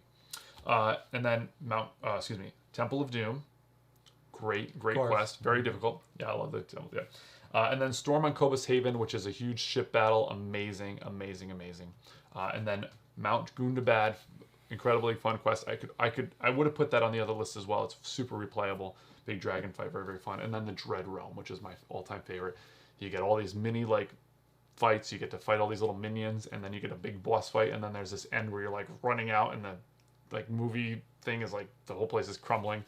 And I love Angmar. Love it. Love Angmar. So that's my top 10. All right, now you want to circle back to this, guys? Yeah, so you're going to look up, if you go onto Hall of Beorn. All right, we're going to try this. We haven't tried this yet. You're going to go into Hall of Beorn, and then go to card sets, and we're going to go down, and we're going to go buzz through real fast all of the... I'm going to reach over and do this because it's going to be faster. We're going to go through all of the... Here we go. Gen Con and Fellowship. Okay, so fire away here. We got... The Massing at Osgiliath. Osgiliath. Oh my God, that's terrible. Massing at Osgiliath.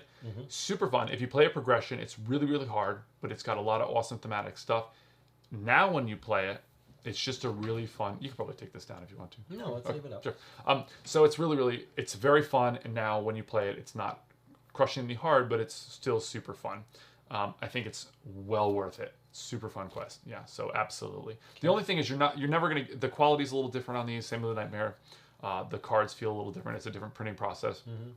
You don't get any player cards, but I do think it's absolutely worthwhile. The Battle of Lake Town. This one, when I first played it, I thought it was incredible. It's very, very hard. It's one of the hardest quests in the game. But it's super thematic and super fun. They sort of redo this quest later. In fact, Fire in the Night is a kind of a little bit of a homage to that. So you might just want to get Fire in the Night. But I do think that Battle Lake Town is super fun, although crushingly hard. When I first played it in my progression style, it was one of my favorites. I just thought it was so cool, despite getting beat up so badly. But if you don't want to get like smog to just like crush you, you might want to skip it. Okay. The Stone of Eric. This is widely considered to be one of the best quests in the game. I think it's very, very fun. It uses a very great mechanism in the game where you sort of fight with your willpower. And it has this awesome thing, which is a day and like a night mechanic where it starts to get darker, and the Oathbreakers all sort of get like stronger, and the deck gets harder as the night goes on because they're getting like, it's like the witching hour. Very, very cool. And again, like I say, like I'm not alone in that. That's probably one of the top 20 fan favorite quests in the entire entire game. The Old Forest. The Old Forest. So that's one I would definitely get if you're going to play. If you're a fan of the books and you're a fan of, or mainly the books or whatever, and you plan on doing your saga campaign. This is a saga quest. The Old Forest is. And the other one is the Ruins of Belgast. No, there's two that are actually saga, and that's one of them. And I think the Old Forest is really fun. It does get a lot of flack. A lot of people find it to be a big slog. But I'm such a fan of the books that I love that quest. I think it's a fun quest. I also, as a player, really enjoy the location aspect of the game, and a lot of players tend to just sort of think that's the boring part of the game. And so I think that quest can become a bit of a slog for people, and it's very heavy on locations and stuff.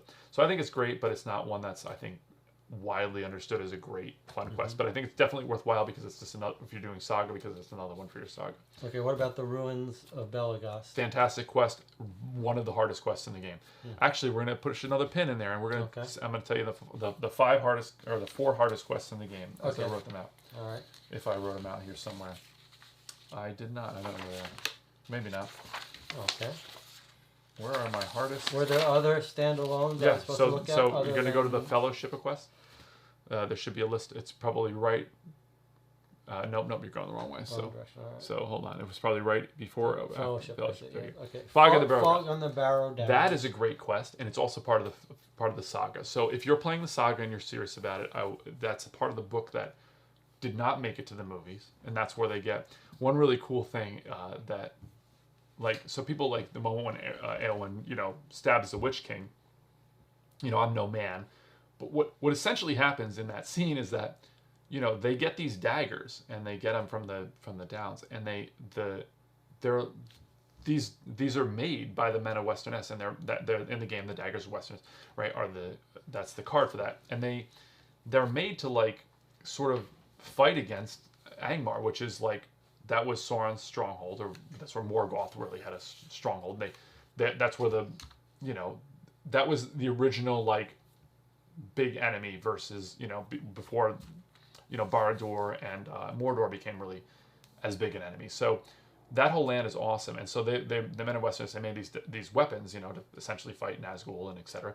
So Merry sort of, the thing about the hobbits is they can't be if they don't want to be seen, a hobbit really can do a lot to not be seen.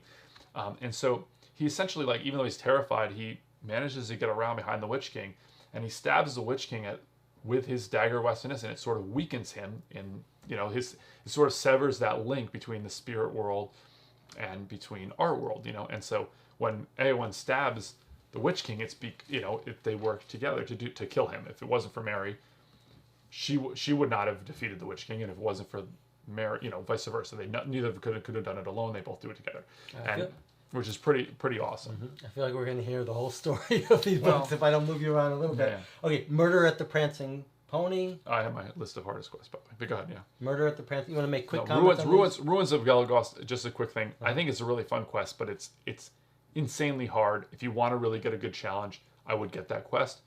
But it is quite hard. Okay, Murder at the Prancing Ponies. This is one of the best, really very interesting, unique quests. Like it's essentially like a murder mystery game that you're playing.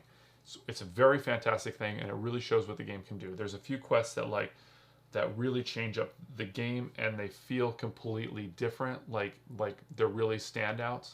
And I think it's a must, almost like a must buy. Murder at the Prancing Ponies. It's just super fun. The Siege of Anuminius. The Siege of Numinous, yeah.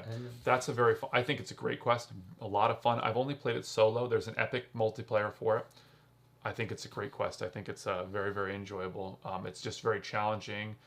it's not cripplingly hard like Balagos. It's not cripplingly hard like Lake Town, but it's a very good challenge, and it's a very, very fun thematic quest. So yes, I think definitely. And lastly on this list, Attack on Dol which is the one that I mentioned before, is on my top 10 list. I would avoid it maybe if you're going to play it. If you predominantly play multiplayer, a lot of people really hated it. It was like legendary. Like people were really mad. But if you play as a solo player, I would highly recommend it. It's interesting that some quests are hard solo and some quests that's a big thing. So people will note there's Hunt for Dreadnought is another one. Actually, I don't know why it's not on there, but Hunt for Dreadnought was another one, and that one's it's pretty fun. I haven't played it a lot because it's very new. It does allow you to do some really odd like rule bending things or whatever. So I got a bunch of more questions. You want to go through your top 10 list first? No, I'm gonna just buzz through my the hardest quest in the game. I'll just say, Nightmare Escape from Dol Guldur is the hardest quest in the game. It's, for me, hands down, brutal. Number 2 is Nightmare Encounter at Amon Din, as I mentioned before, which is the easiest quest. Number 3 is Fortress of Nirn for me. That's one that just came out. It's the last quest released for the game in a saga form. Since then, we had the Dreadnought. That was it. And then I think the Ruins of Elagos is number 4. Multiplayer. If you're playing a multiplayer, then you will be amazed that I didn't put Karn Doom on there. But I don't think it's as a solo player. It's not as soul-crushing as those others, and the Nightmare version especially so wasn't as difficult. But if you play multiplayer, you'll see that on the list, as most people is saying that's maybe the hardest to get in the game. All right, we got a couple of questions. Let's hear 'em. The stack is building up, but here's a quick one. By Sydney has now been converted after listening for an hour and a half. She's fully converted into Lord of the Rings. Well, she's ready to jump in. Buy the core box and play it and see what you think. I mean, like there's. It's a. You can still get it. Yeah, I mean, I would get it and try it, see what you think. I mean, I think there's enough love for this game, but if if your family plays it or whatever, that's kind of fun. Some people like to play if my wife played, that would have been amazing just to be able to play that through. And I know that some couples and stuff play through the sagas and stuff, and that seems to be quite fun. Yeah. Okay, here's Ben Polstra. He says, I'm currently getting started with the Lord of the Rings, the living card game. There's a few cards in the early cycles which I think promote really interesting play styles, like the Song of Arendelle.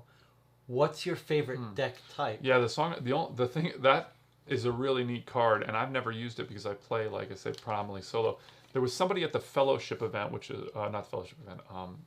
They did a big convention for Lord of the Rings card game at the Fantasy Flight Game Center. They did I think they did 2 of them now, and I can't go because it's the time when I have work but somebody there they made a deck with the Song of Arendelle where they tanked like all the other 3 players' threat, and they just absorbed it all like a sponge, and it sounded really, really neat. That deck scene, it sounds so cool to me, but that is a neat card that I've not really. So what's your favorite deck type?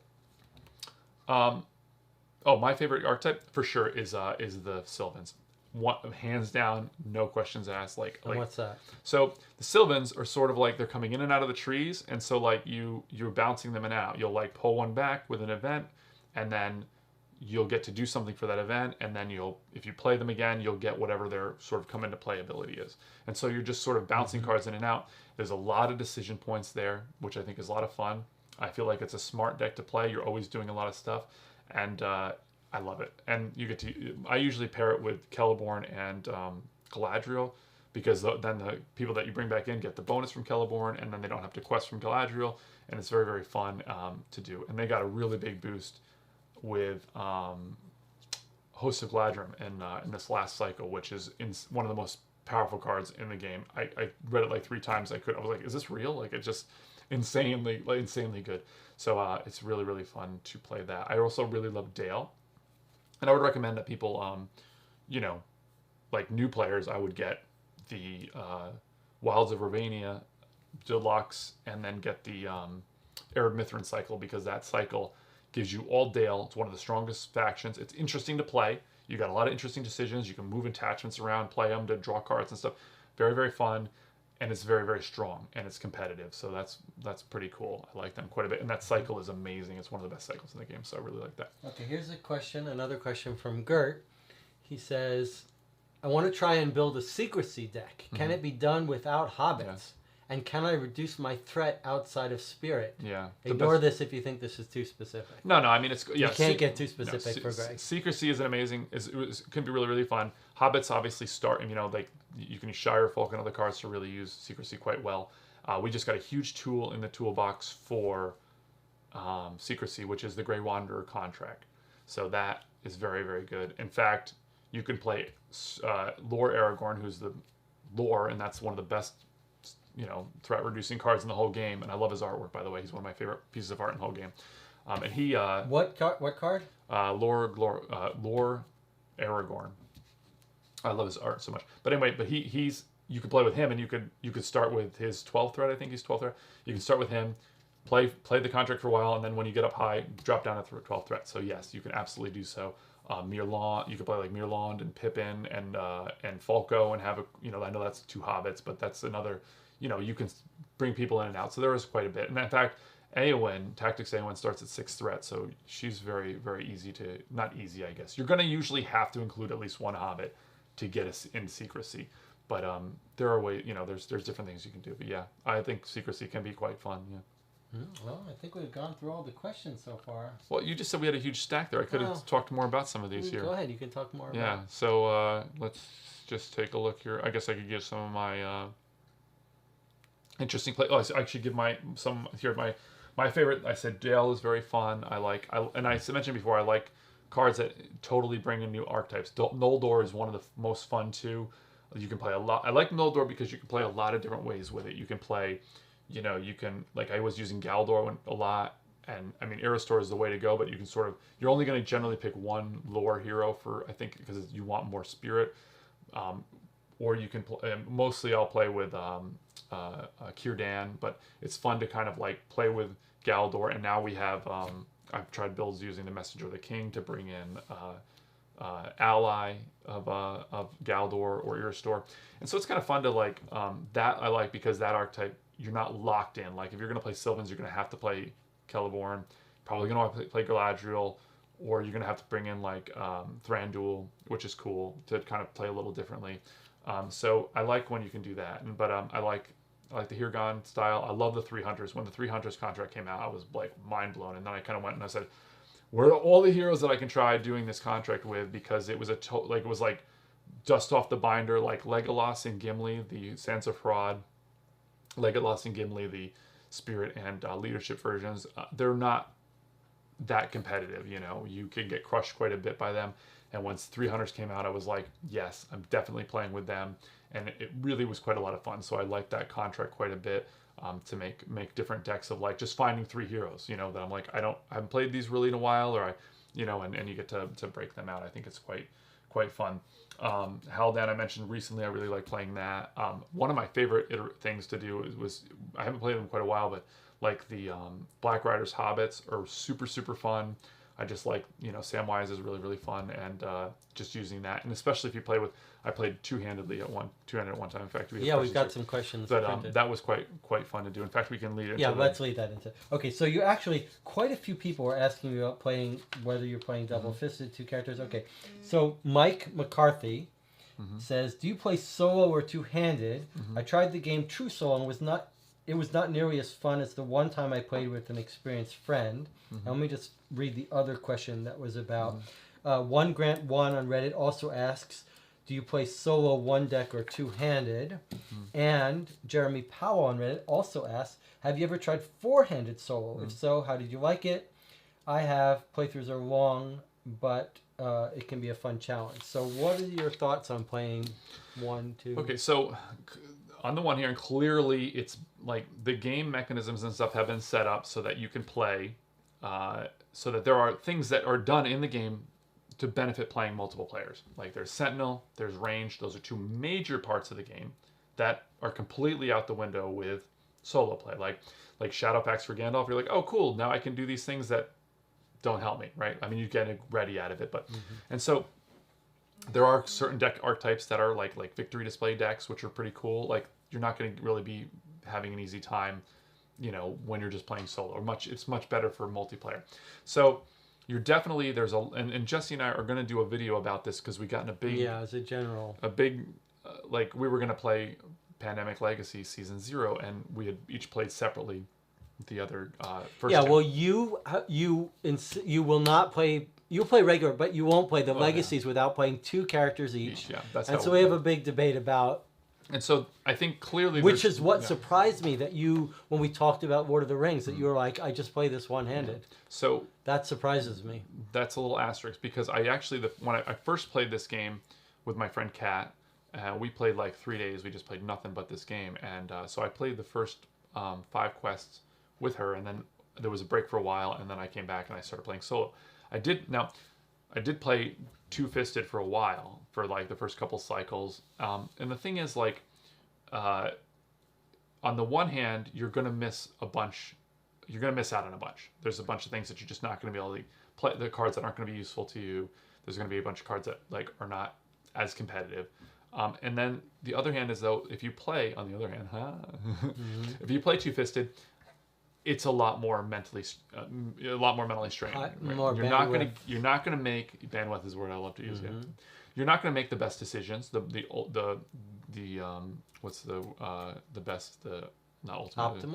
decision. Thank you. For every bit of play, especially those clever decks that I like to play with Gandalf or with with the elves popping in and out. You're not going to make those best decisions because you're going to be thinking about not only what you're doing, what this deck is doing, but what's going on, Sure. And so I mentioned the 300s before, and so recently, so I played mostly solo, and I still enjoy it. There's enough going on where I think, it's still very, very fun, obviously. But I do think, like, now that there's the Grey Wanderer contract and the 300s contract, so the 300s is like, you sort of get it going and then you're almost done, right? And so in Grey Wanderer, you'll play some cards, you're probably going to do a Voltron hero, or you're going to just spew out a bunch of secrets to the allies, and that's sort of on rails. It can be kind of on rails. And so I've found that, like, now in the later half of the game, I think more recently since those contracts came out, I started playing some games where I would play like a 300s or a Grey Wanderer with one hand, and then the other player I would play something maybe a little more involved. Okay. But I don't play like really intensive archetypes like I'm not going to play my Sylvans, two-handed with something else. It's just too much bandwidth to be as enjoyable for me. And then I feel like, I'll be more, I'll make some rules mistakes or something. In like the Ringmaker cycle, you've got all these time counters popping in and off, and it gets a lot more concerning. Yeah. So. Let's go through some of the questions we got ahead of time. I don't want to make sure we cover these. Okay, continuing, Grant One on Reddit asks, how do you play a cycle? Do you play progression pack by pack, or do you use all the cards from that cycle plus the core to beat the scenarios in that cycle? So I guess I don't play. I played true progression for a little while, and then I switched to what I would do, which was to when I got done with one cycle. I got done with Against the Shadow. Then I would just take all the cards for Ringmaker, and I would put those in my pool, because a lot of times they'll sort of sprinkle, it's like, well, here's the Noldor, we're going to introduce this now, and they would sprinkle the cards over 6 packs or whatever.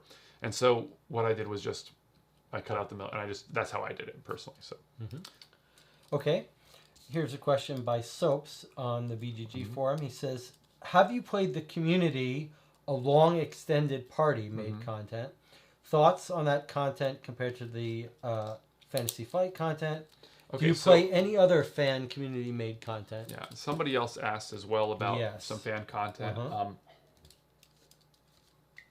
In general, I'm a bit resistant to playing. You are. Like fan made variants and stuff. It's just not for me as much. But I'm much more willing to, now, first of all, a lot of people went through an amazing amount of work to create a long extended party. So hats off to them. That's pretty awesome. I am much more willing to play like fan-made scenarios. And somebody had asked about, what are some good ones. And I remember a lot of people really enjoyed Ninjorg, I think is the name, Ninjorgs. I think they're on BGG. And then I believe MJ Newman, who is the designer of Arkham and designed Lord of the Rings for a while, along with Caleb Grace, originally put out a bunch of fan made like variants, and that's kind of partly how they got the job. How they got hired. So I think I've been thinking about it recently. I think I might get a long extended party and play through the scenarios at least, because I'm not as, I'm just not as I don't know. I just have like a mental block against playing fan made cards and stuff. But it helps if there's been some reaction from the community that say this is good. Yeah. That's a whole different thing than playing something blind. Yeah, they've definitely worked hard to make it seem like an actual release, which is awesome, which is really cool. All right, this is still so... We didn't ever finish the 4-player thing, but yeah, we'll finish. So okay. No. Do you continue to play Lord of the Rings, or have other games, for example, Marvel Champions, taken over your interest? Yeah. So I'm kind of like the elves. I'm leaving these shores. Like, I feel like my time with this game is coming to an end. I played over 2,500 games now. I've got some life left. I want to play through a few more of the archetypes that I haven't, and characters and heroes that I haven't played yet or played enough. I feel like I want to touch all the card pool. So soon I think I'm going to be done with that. I've started playing Marvel Champions. Jesse and I have been scratching that same itch? Yeah, it's really fun. I think it's really, really enjoyable. It's a very well designed game. It's and it could run forever. Essentially, yeah. So that one I find it's much easier to play two-handed as well. I'll never get as involved in that game as I have in Lord of the Rings. Like, it's just timing in my life and stuff like that. But I think it's really, really fun. I'm going to be much more casual. I'll buy everything that they'll put out probably, but yeah, I think it's really, really fun. I've stopped collecting Arkham. I think I got everything up until Innsmouth came out. Jesse and I have been playing through. We haven't played Arkham in so long. I really want to play it. We're going to get back to it, but I mean, talk about it. I mean, Arkham was one of like the small handful of games that we would talk about design issues constantly, and the commonalities or the evolution from Lord of the Rings to Arkham to Marvel is fascinating design issues that I hope we'll talk more about. We're definitely going to do a video where we compare all three games and discuss the differences and stuff there, and absolutely for sure. But yeah, I still think Lord of the Rings is the best one. Then I like Marvel, and then I like Arkham. It's just the random. There's a bit of the randomness in Arkham that I don't enjoy as much. Sure. But I think thematically they're masterpieces. Now you wanted to finish up the four-player part? Thing, yeah. So 4 players. I never did this, but I thought about doing it, like to do an epic 4-player game of like some of the epic versions of the game. And I think back when I was playing Progression and I was very early on in Siege of Caer Andros, that sort of has some punishing effects for playing multi-spheres. So I thought about playing, and I might have done this actually. I kind of have a memory now. Maybe I did. I can't recall, but I may have done like a 3 or 4 player game where I played each of the spheres, because I was having a lot of trouble with Siege of Caer Andros. But I thought about recently doing two sets of 2 to do Blackgate opens along with Mount Doom, which is very thematic. So I thought I might do that as my last game before I sail into the West. So. Okay, let's go back to the YouTube chat and answer a couple more questions here. If someone wanted to jump straight to Saga, what should one supplement the core set with, or do you think one should go with the core and Saga? Yeah, I mean, it's like a hard question because there's so many cards out there. I think I said before, that you would, earlier on I was talking about like the way the products were made, and like you should be able to beat it like with the cards in those expansions. It will be a challenge. I would kind of like, I guess I would get my feet wet with the game a little bit. If you can play try to play as many different things. I guess if you're just buying these, maybe you can tell me if you have some other stuff or you're just buying the Saga. If you're just going to buy the Saga, I mean, I think try it, I suppose. I mean, like if you're having a hard time, maybe you'll have to buy some other packs. But I think in general, this actually links into a question of someone else asked about like where they had wondered about a way to look up stuff. And I think we'd like to answer that with this question just because it's a good... Well, I don't see it here, but I thought we had a question about this, about playing, buying different packs, or a good resource to find cards. I would go on to RingsDB and I would try to like maybe find some decks that sound interesting to you. Maybe somebody was asking about that before. RingsDB is great. Somebody said like they didn't want to buy. So you want to do deck building? Well, this is Mike McCarthy. He says, okay, I realize I don't enjoy deck building due to time and lack of game knowledge. What's the best source for me to use to build progressive decks for each expansion? Okay, that's an easy question to answer. I would say go on to RingsDB. I think you can sort it and say these are the packs I have, and then just look through the decks. You can look through and see which ones have a lot of like likes or whatever, and then see if that sounds like it's something that you'd like to try, and then put the deck together and try it. I mean, like you don't have to. You can essentially what they call net deck anything.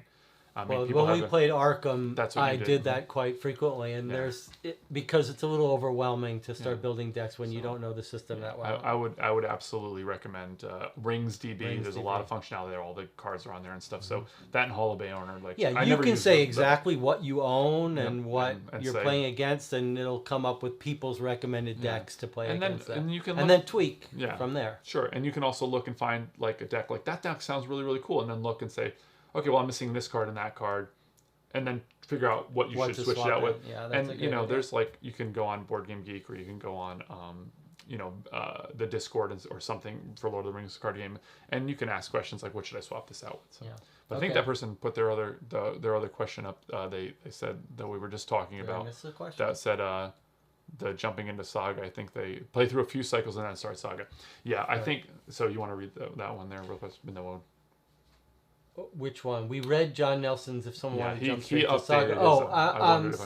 I'm still working a Mirkwood, but I have the Saga stuff waiting for me. I wondered if I should play through a few cycles and then start Saga. Yeah, I would actually. So, I would recommend that. I would get a good knowledge of the game going on, because if it depends on how you want to play. Do you want to just play? Do you want to play the characters that were in those parts of the stories, and you want to kind of relive the movie, or do you want to go at it like playing? If you want to like say, I'm going to play this set of heroes and I'm going to try to do this sort of deck and I'm going to go through the whole thing and earn those boons and sort of play through. If you're going to do that, you're sort of making a commitment, right? Where you're saying this deck archetype I like quite a bit and it's going to last me the whole campaign. mentioned earlier, I played through sort of like each of the scenarios a little bit with different deck archetypes. But then when I went to play my scenario, my playthrough, I said I'm going to take my Sylvans, because that's the kind of deck that I'm going to be able to play whatever, 100 games, I don't know, whatever, whether there's like 20, whether there's 20 something or whatever, yeah. So, and you have to play multiple times and stuff. So I did like a Nightmare playthrough. I played through all Nightmare or something with my Sylvan. So I think having a deck that you really like and that you're comfortable with and you know the ins and outs of and stuff, you can kind of get more out of that story and stuff because you're better at the deck. Or now, do you have an answer to this question? The art one you have a favorite artist for the card? Well, art? I think I'm not alone in saying Magali is the best.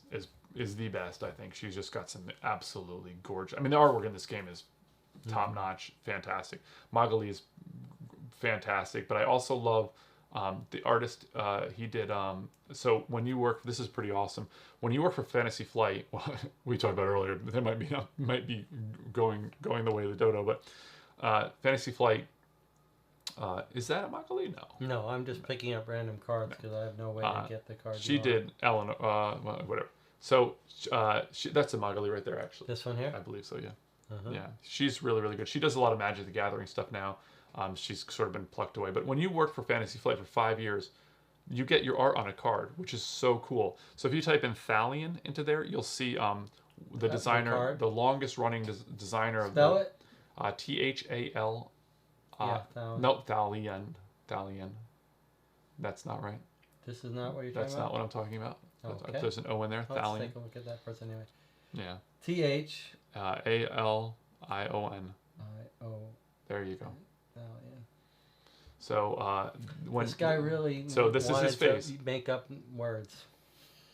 So this artist I think is quite good too. I really like him, and that's Caleb Grace. He's the designer of the longest running designer of the game. I think that's awesome. Can you imagine like you're just like you work on a game for a really long time, and then Fantasy Flight is like, okay, that's your art on it. What do you want to do? And he got to design his own card. You know, his card is quite awesome, by the way. I love side quest decks and I quite enjoy putting him into decks and stuff. So, yeah, that's my answer. I like this artist whose name I don't know. off the top of my head. It's on the bottom. Alexander Perez. Yep. Yeah, and I love Magalias though. Is pretty much the undisputed best artist I think in the game. So, neat. Yeah. What else? All right. Let's go. Let's take one of our pre-submitted questions. Oh, actually, can you just real fast? But it sounds like I should just take my time. John Nelson says, yes. You know, if they don't make any more of this, like I mean, that's huge. People will like blow through this game, like I got to get to the next quest. No, I mean like play through a quest a bunch. You set it up, get everything set up, play a bunch of different decks against it. Just get your money's worth out of it and get your time and love. Savor it and go on to the next one. Okay, Mike McCarthy says, we guess we answered this. This was his question about deck building. Okay, let's read. Jeremy Powell submitted a whole bunch of questions. Have you ever gotten to play the competitive mode from the Wizard's Quest, the Woodland Realm, the Mines of Moria, and Escape from Khazad-dûm? If so, how did you like it? Yeah, so I'm of two minds about this. Number one, like people are always sort of interjecting, like whenever you have a cooperative game, and Kickstarter loves doing this. This is like Jesse's ready to like. People are always like, what about a competitive mode? Or, like, remember when Pandemic had like their first expansion came out, and you're like, you can play as the Biotears. On the brink. I'm like, that's so cool, but then I'm like, why? I like playing just Pandemic, and often it's sort of like, peanut butter's in your gum or whatever they say, like that saying is something like that. I just don't really care for it. Number one, as a solo player, it's completely irrelevant to me. I can't get any use out of that. It's a neat idea. You're just essentially racing a clock against the other players. And there is some stuff. It's cleverly done, so I think it's worth getting for that if you like that aspect. And if you play it a lot, like at the convention the Lord of the Rings convention in Minneapolis there for the card game, they have like a bunch of little tournaments, and it's people that know each other and they're having fun with each other, and that's really cool. The designer of, I think, part of that at least is somebody that was really big in the scene for a while. He did Tales from the Cards blog, which is one of the biggest blogs. And he was one of the members of the Great Company podcast, and he seems like a really nice person and stuff. And he actually got to do that, which is fantastic for a fan to be able to have done that. I have played through them like solo, so I just sort of made some. There's like, I guess there's 4 different main things you can do with them. I can't remember now, but I played through a number of iterations, and I found because you're trying to race the clock against another player, I found that they're like just basically very easy, which they're not as they're maybe competitive for head and head, but they're not that competitive for like somebody who's been playing the game for a long while. So they weren't really for me, I guess. I think it'd be cool, and I really wanted this if somebody were to come up with like, make a deck and say, okay, I like use these cards, because essentially you buy different cards to put in there and you sort of like make your own deck. I would have liked it if like some people made some like, okay, these are the most flavorful or best combo-y, best interactive, type deck, like most competitive thing, try to beat this. If somebody made that list and said, hey, try this, I would definitely put one together and play it. But just sort of sitting there and making my own to like fight against wasn't really what I wanted to do. That's kind of the part of the game that I want to be able to put my deck down and play, so that wasn't, it's not for me really. Okay, here's Jeremy's last question. Says it looks like they won't be producing any more content for their first edition of the game. There are rumors about a second edition. If the game really is complete, what would be 1 or 2 things you think are missing? Products you wish Fantasy Flight had produced, scenarios, cycles you would have liked to see. Yeah. So this is a great question actually. Like it's weird because like when oftentimes you don't have this. Like they announce this is the last. This is it. This is no more after this cycle, and I mean. Caleb Grace was like, okay, every single pack that came out was mind-bendingly amazing. It was like, here's this contract, turns the entire game on the head, allows you to make 1 million new decks, like does all this fantastic stuff. It was amazing. It was absolutely amazing. Like, and it was like, you've wanted Saruman, here you go. Here's Gwaihir, here's all this stuff, like Hero, here's this stuff that like, you've wanted the entire game coming.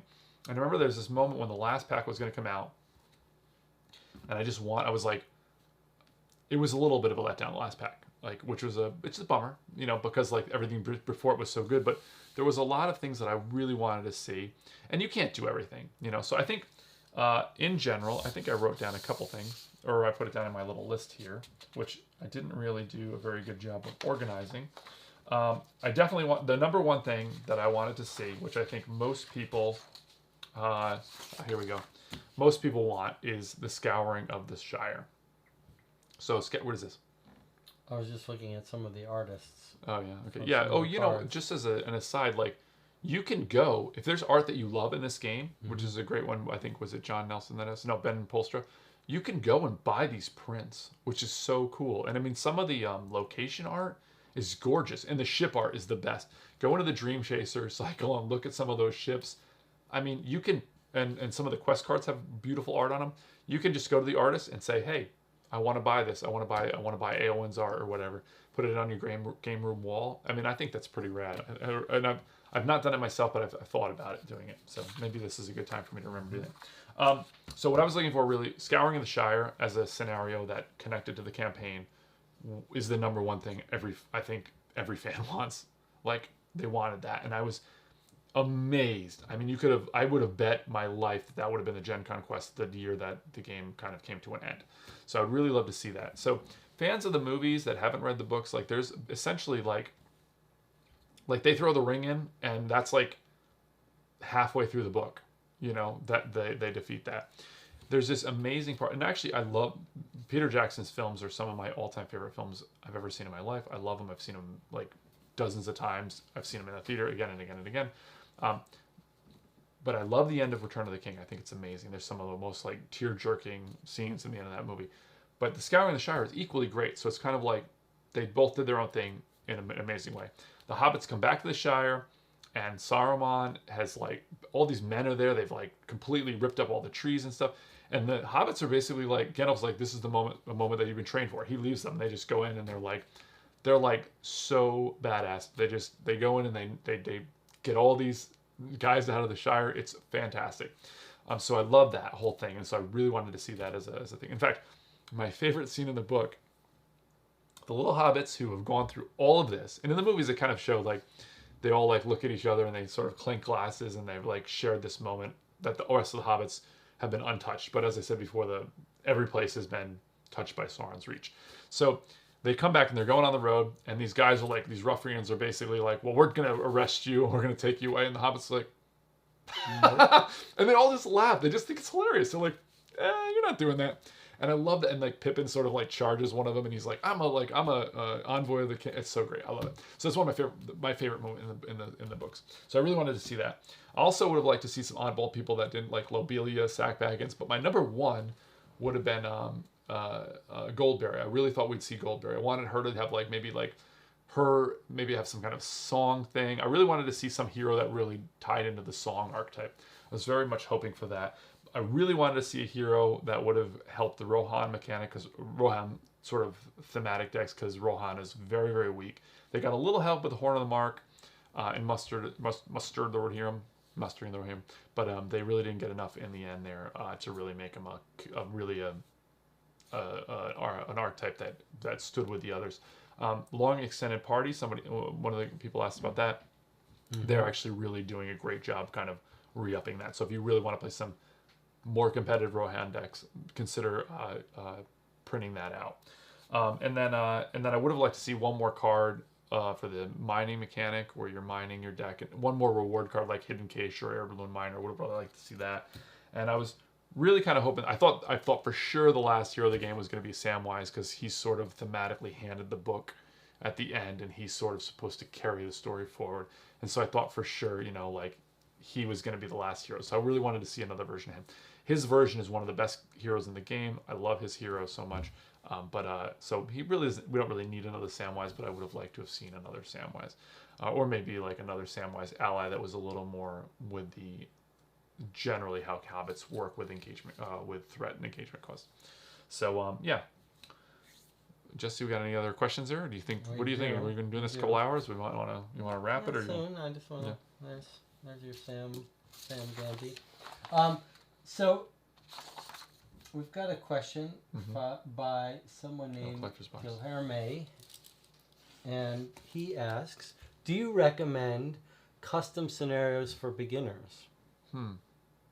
I couldn't recommend them because I haven't played any of the custom scenarios. Oh, you mean the custom scenarios in the oh, you're talking about the ones from the competitive? I don't know. It's a separate question. Okay, cool. Because I was just talking about yeah, the I'm not custom. sure. So I wouldn't recommend the custom ones like Escape from Khazad-dûm and Mines of Moria that way. I was just talking about because you have to build your own encounter deck, and I think that's too much. I wouldn't recommend that. I would recommend, like I always do, I think like just playing through in progression mode is a good way to do it. And there's so much content out there. Like if there's something wrong with if you're talking about custom scenarios, like if a fan made variant made one, then I think maybe that's not the way to go, because like if there's some design issue there or something, you might have a little more trouble. So I would just play it as it came out. Like that's my way of, I always recommend doing it, or maybe playing through the saga. You know, I think that passage through the Mirkwood really just shows you how to play the game. If you can, actually, this is a good segue into what I was wanting to talk about before about the collector's box. So I think that's the best way to start playing, I think, is with that collector's edition that they put out, which sucks because it was like $100 plus shipping and all this, and most of the product that you're getting with it was a a digital pass for the digital game they were making, which was a completely separate game I wasn't really interested in, but it's a bummer because it was really good. And in fact, I bought everything this game has. I've got all of it. I've got everything. I own the collector's edition. They put it on sale at some point, so it was more reasonably priced, because they weren't, they were going to get rid of that digital game, and now it's back, whatever. But I think you could go ahead and print that off and just sleeve it. I mean, I think like it's not a product that they regularly sell. It was a one-time thing. I think for those 2 quests, if you own everything, I think I'm okay with it. And that's what I originally did. I actually printed them off and played them. But I think those 2 are the best jumping off point, are those 2 quests from the collector's edition, limited edition collector's edition. Yeah. Otherwise, just play. And Craft Extreme asks about one deck or 2. Greg talked about this. Quite a bit, yeah. Stick with one. You stick with one for the most part. Occasionally experiment, but bandwidth is too high to play multiple-handed. A lot of people do enjoy two-handed. I did for a while. I think my bandwidth kind of checks out. So just try both and see what you find to be more comfortable with. If your bandwidth checks out at playing 2 decks, then, or if you have a lot of stuff, then try playing maybe a simpler deck for one, just to decrease that. So there's a lot of Jesse's always talking about dials. You're always kind of turning dials to, so. Well, we've gone through all the questions in the chat. We've gone just about 2 hours, and all of our pre-prepared pre-questions. This might be a good time to start wrapping up. Yeah. Is there anything else you want to? It's been great having all these new faces asking questions. Yeah, it's pretty awesome. Wonderful that everyone showed up. Yeah, and I'm glad. It's been fun. Has it been fun for you to do the live stream? I mean, obviously I could talk forever. Yeah, I just had a few things that I could kind of like scribble down. Like they just did these Fantasy Flight released some challenges, that you can do in the game, and as sort of like their thing for like the game's 10 years old. Here's some achievements or whatever. And I know like the conventions and stuff have done some little unique challenges and things, which I think is kind of cool. In fact, they have this one thing. One of the coolest parts and this is how I was considering playing through the whole game again like this. But in Waste of Eriador, which I mentioned is one of my favorite quests, and it's very difficult, by the way. They have a mechanic called the day and the night mechanic, and there's a card that flips from day to night. And the wolves are kind of chasing you at the night, and then they kind of go back to the staging area during the day, which I think is really, really cool. Yeah, that is cool. But you can play with that card through any quest. Caleb Grace said, hey, that's a good challenge you can do. And so I really thought about, and I may still do this, go through the whole game again using that. It increases the difficulty quite a bit because it reveals an encounter card or raises your threat. It's a challenge. And if you take those back to the earlier quests and stuff, that's quite fun. So I thought about doing that a bunch. I also wrote down hornets in water as a warning. I had a dream 2 nights in a row about different dreams about hornets and what. I'm like, I thought I was going to get attacked by bees when I came over here. I don't understand. You're just telling us about a dream, or that's related completely to Lord of the Rings? When people, it's not related to Lord of the Rings. In fact, whenever somebody says to me, I want to tell you about a dream you had, I think to myself, I don't like to hear about dreams. Don't tell me about dreams. Okay. I also like the fact that all archetypes have an Achilles heel. They all have a weakness. So when you try if you're going to try different archetypes, they all have weakness. Like I mentioned, Sylvans are my favorite, playing the Sylvans. They're very low hit points. If you get like a blanket treachery, you're done. You're dead, which I think is kind of cool too. This was my answer to that one question. I was going to say... Get used to this, guys. This is how it works. We try to end, and then something goes on for another 10 minutes. Go for it. Yeah, I was also going to say, like, if you get burnt out or you get stressed or just frustrated, like it's, like if you find the game really, really challenging, you can always go and like watch somebody's YouTube playthrough of it, and or stop. This deck isn't going to win. Play a different deck. There's a lot of power cards out there, a lot of very, very powerful characters. I talked before about keeping a very powerful deck on hand. I think it's, go for it. It's always good to have that deck that you can steamroll with, And there are some very, very powerful cards. Try it. Like Elrond with Villia, arguably the most powerful combo in the game. Actually, it is the most powerful. Eowyn is, I think, the strongest hero. Like Arwen is another one of the top heroes. Like, bring one of these people in, try that, Thror's Key, that's another thing. If you're losing a lot, I think that card is like phenomenal. You can invalidate a location. Test of Will is one of the most powerful cards in the game. If you're playing Spirit, if you're playing with someone else, or you're playing, two-fisted, put some Spirit, get Test of Will. That changes everything. I mean, you can just say one of those treachery that was going to ruin the game for you. Done. Test of Will is really good. I mentioned Rings DB. For like if you want a net deck. I don't personally net deck, but you should. I've never put a deck on there, and I've never taken one off. So, but I do think it's quite a lot of use for a lot of people. Sites. I love the Arkham DB and Rings DB. It's just not my style. Lord of the Ring Quest Companion, another really good website that I use like when I don't feel like going and taking out my instruction sheet when I can't remember like. It tells you how to build quest. No, it will just be like I'll be like, what does this keyword do again exactly, and then I'll go and look. Hall of Beorn I used constantly, and any of these sites that you use, please consider supporting through Patreon or other ways. I got my easiest quest, Voyages Against Belagir is another one that's super fun, and Amon Dan, those are the two easiest quests. I wanted to earlier cycles I wrote down as well, like they have these back-breaking treacheries. So if you're in the first cycle and you're playing through progression style, the games can be much swingier. The decks get slimmer, tighter, more consistent as the game goes on. So stick in there, or if you're not gonna play all of it, then I would skip the first couple of cycles. I would get to the best. You got 3 pages there. Do you want to have another live stream in a week or so, Greg? No, or you want to get out your stuff now? Yeah. Yeah. So I think let's see. Some quests that are terrible. Drudain Forest I hate. Jukash Nork is not worth setting up a million times. Was frustrating. Into Fangor, not very good. The Hobbit boxes, a lot of people like to go and get the Hobbit boxes, and the quests in those boxes not good. Are either ridiculous, like mechanisms that are just odd and constrain your play, or make it easy to like break. So you just play it with, you cheese the quest is a way to say it, or they just shut off all your heroes. Unfortunately, the quests in those boxes are not very good, and they really turn you off. Although the Battle of 5 Armies is one of the best quests in the game. It's very, very fun. So you kind of made a little trade-off there. So a lot of people end up picking up the Hobbit box. Somebody did, I think they commented on their first video, and I was like, okay, well, just be wary of the quest or whatever. So not that good. There are a few quests that require very specific builds. So if you don't like that, maybe shy away from those. Journey to Rosgabel, Dunlin Trap, The Fortress of Nirn, Drudain Forest, and Lonely Mountain, plus some of the other Hobbit quests. So, and then the oddball quests that are like really fun, that show the, breadth and scope of the game, really what they can do. Murder the Prancing Pony I'd mentioned. Trouble in Tharbard is quite interesting. Escape from Mount Graham is really unusual and very fun.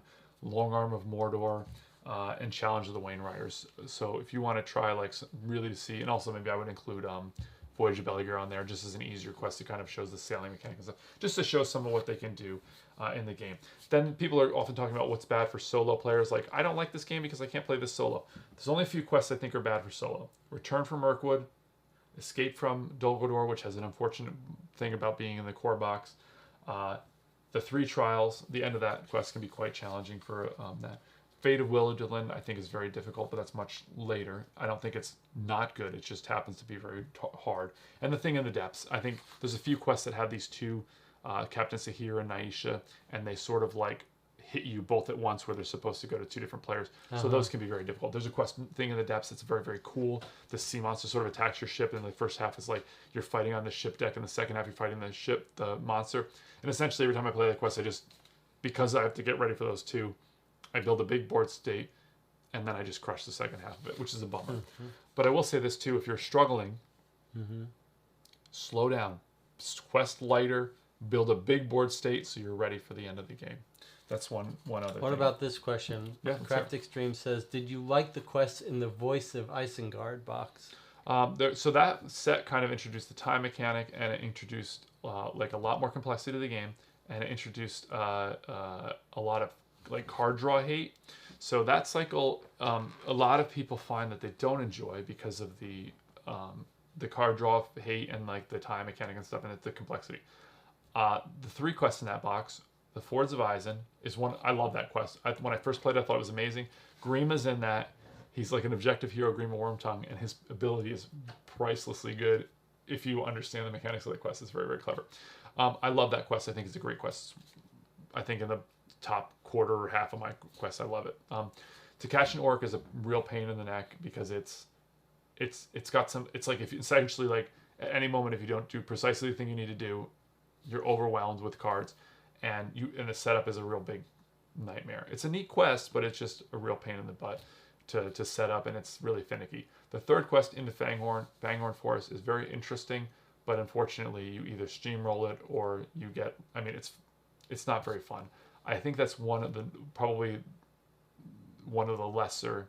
You know, it's like if you were Denethor, it would be like that'd be like the Faramir of your deluxe boxes. This is a good segue into the best 5 cycles. Okay. Yeah. So I would say my favorite 5, top number 5, Vengeance of Mordor, but that's only really good for. I feel like while you're doing this, someone should we should have a stage here like Stump Greg. Okay. Like figure out, ask some questions. Oh yeah, somebody was said the thing about Song of Earendel, and I'm like, 1 costs Spirit Attachment. You play it, draw a card, you get to So see if you can stump Greg before he finishes. Vengeance of Mordor number 5, but it's only really great for. It's like a rehashing of like a lot of the older quests, but also much more for like seasoned players. So, but it's very, very good. The Haradrim cycle, I find that like many of the quests in that cycle are very, very enjoyable. I think it's really awesome. Angmar Awaken, that's my favorite setting, and there's some fantastic quests in there. Arid Mithrin, that's really like this creme de la creme. Like he's at Kael Grace at the top of his form. Some of my favorite quests in the game as well. And then the Dream Chaser, I love. They're just the sailing thing is so awesome. Too complex, I think, for a new player. It just throws too much at you, but it's really, really neat. And I liked that too because it sort of was refreshing after playing through so many similar type quests. You talked about this in our first video, which is a good reminder to people. I mean, if you're just watching this, check out this Q&A, and you haven't watched Gregg's first video on getting started in 2021 with Lord of the Rings, the card game, definitely go check out that. Oh, I forgot to mention Dunedain is one of my favorite things as well. I love playing the Dunedain. All right, we've got another question here, which we've covered a little bit. John Nelson asked, are there any other lifestyle games on the horizon for you? That's interesting. So I did mention that I will be buying and playing everything from Marvel Champions, but I can't get involved as I did here. But now that Jess, I'm, on the channel here, it sort of limits what, if we want to keep playing co-ops together and keep, that's something that like is going to make it harder for us to, like we were talking, one person there was talking about they really enjoyed the Seventh Continent and stuff. So for us, like getting like a game like that to the table is hard when we want to kind of keep playing games and doing. It's a dilemma faced by everyone on YouTube doing board games. It's like you want to do new content constantly. Yeah. Well, I want to play. I want to go back. I really want to get back into Arkham LCG and refresh ourselves. Well, this is a little teaser for the channels. Last night we were starting to film. Took years to build a very elaborate Gloomhaven. That's right. There you go. There's 3D board. And so we'll put that on the channel soon. But Jesse had we're going to try to play through Gloomhaven. Yeah, we got to play through Gloomhaven so I guess eventually. That's not really a lifestyle game, but there's a lot. It's close. Of it. It's big. It's giant. Yeah. But yeah, so I guess. Well, in a sense, it is because by the time you finish Gloomhaven, Frosthaven's out. Yeah. By the time you finish one of these games, Jaws of the Lion, which we still have to provide. The new. You're joking because well, you have Jaws of the Lion. Yeah. All right, maybe this is a good. Yeah, good I think place maybe to that is wrap a So yeah, what a fantastic game. Like, thank you for everybody that joined us to ask some questions and stuff. Thanks for people for like anybody that said something positive. Thank you. You know, and I hope that like the only real thing is that we want people to enjoy having, you know, it's like we're finding this is. I remember when I was a kid and it was like, I was like, I like X-Men comics, and I was like, and I remember I found a forum and I was like, I will type into this forum, and then you know nothing. Nobody said anything, and now like it's like you could go on and meet with people, everybody that loves what you love, and so. It's really pretty cool, and it's neat that like we were able to do this little live stream, and I hope some people found value out of it, or it'll help them to answer some questions. Or yeah, and we kept someone company for a little bit, and it was fun for us. That's the most important thing. It was totally fun. Yeah. So if you like this video, consider subscribing to our channel. It would be great to have more subscribers and more participants. It's a little weird though with Lord of the Rings. Like it's a little odd situation because normally we say like if you want to see more of these, if you like these videos, but because we don't do that much, Lord of the Rings is a little bit of an exception. But if you want to see more of this, we could get Greg to do more of these Lord of the Rings live streams. Maybe he'll spin off into a whole new Lord of the Rings channel. Although there I'll be like a band. We're like, see you later, Jesse. I'm gonna do my own thing. That's all right. Yeah. The bird has to leave the nest. No. All right, but it's been really fun having people ask questions. I mean, this is the first time when I do live streams, I do long live streams playing detective games, and I just barely pay attention. And mainly that's because there's usually like just one or two of my friends. But it is genuinely fun to have people interacting and asking questions. And it's fun to try this new technology where I can put some questions on the screen. So yeah, it's been fun. We should have gotten Sarah to do a little Sarah bomb. The cat. Yeah. Well, we will be doing another live stream soon. That's more general sort of channel update. Yeah, sure. Yes, we will, Greg. Yeah, maybe. No, we are doing it soon. So if you're interested in the broader scope of cooperative games, check out our other videos and stop in for the next live stream. Okay, and this is a perfect way to end. Thanks everyone for joining us. Thank you very much. Yeah. Yeah, we'll see you next time. Do that. Okay, now the thing is we don't have an automatic way to cut it, so I gotta like switch and no outtakes. Where are the outtakes, Jesse? Yeah, no outtakes on this. All right, guys.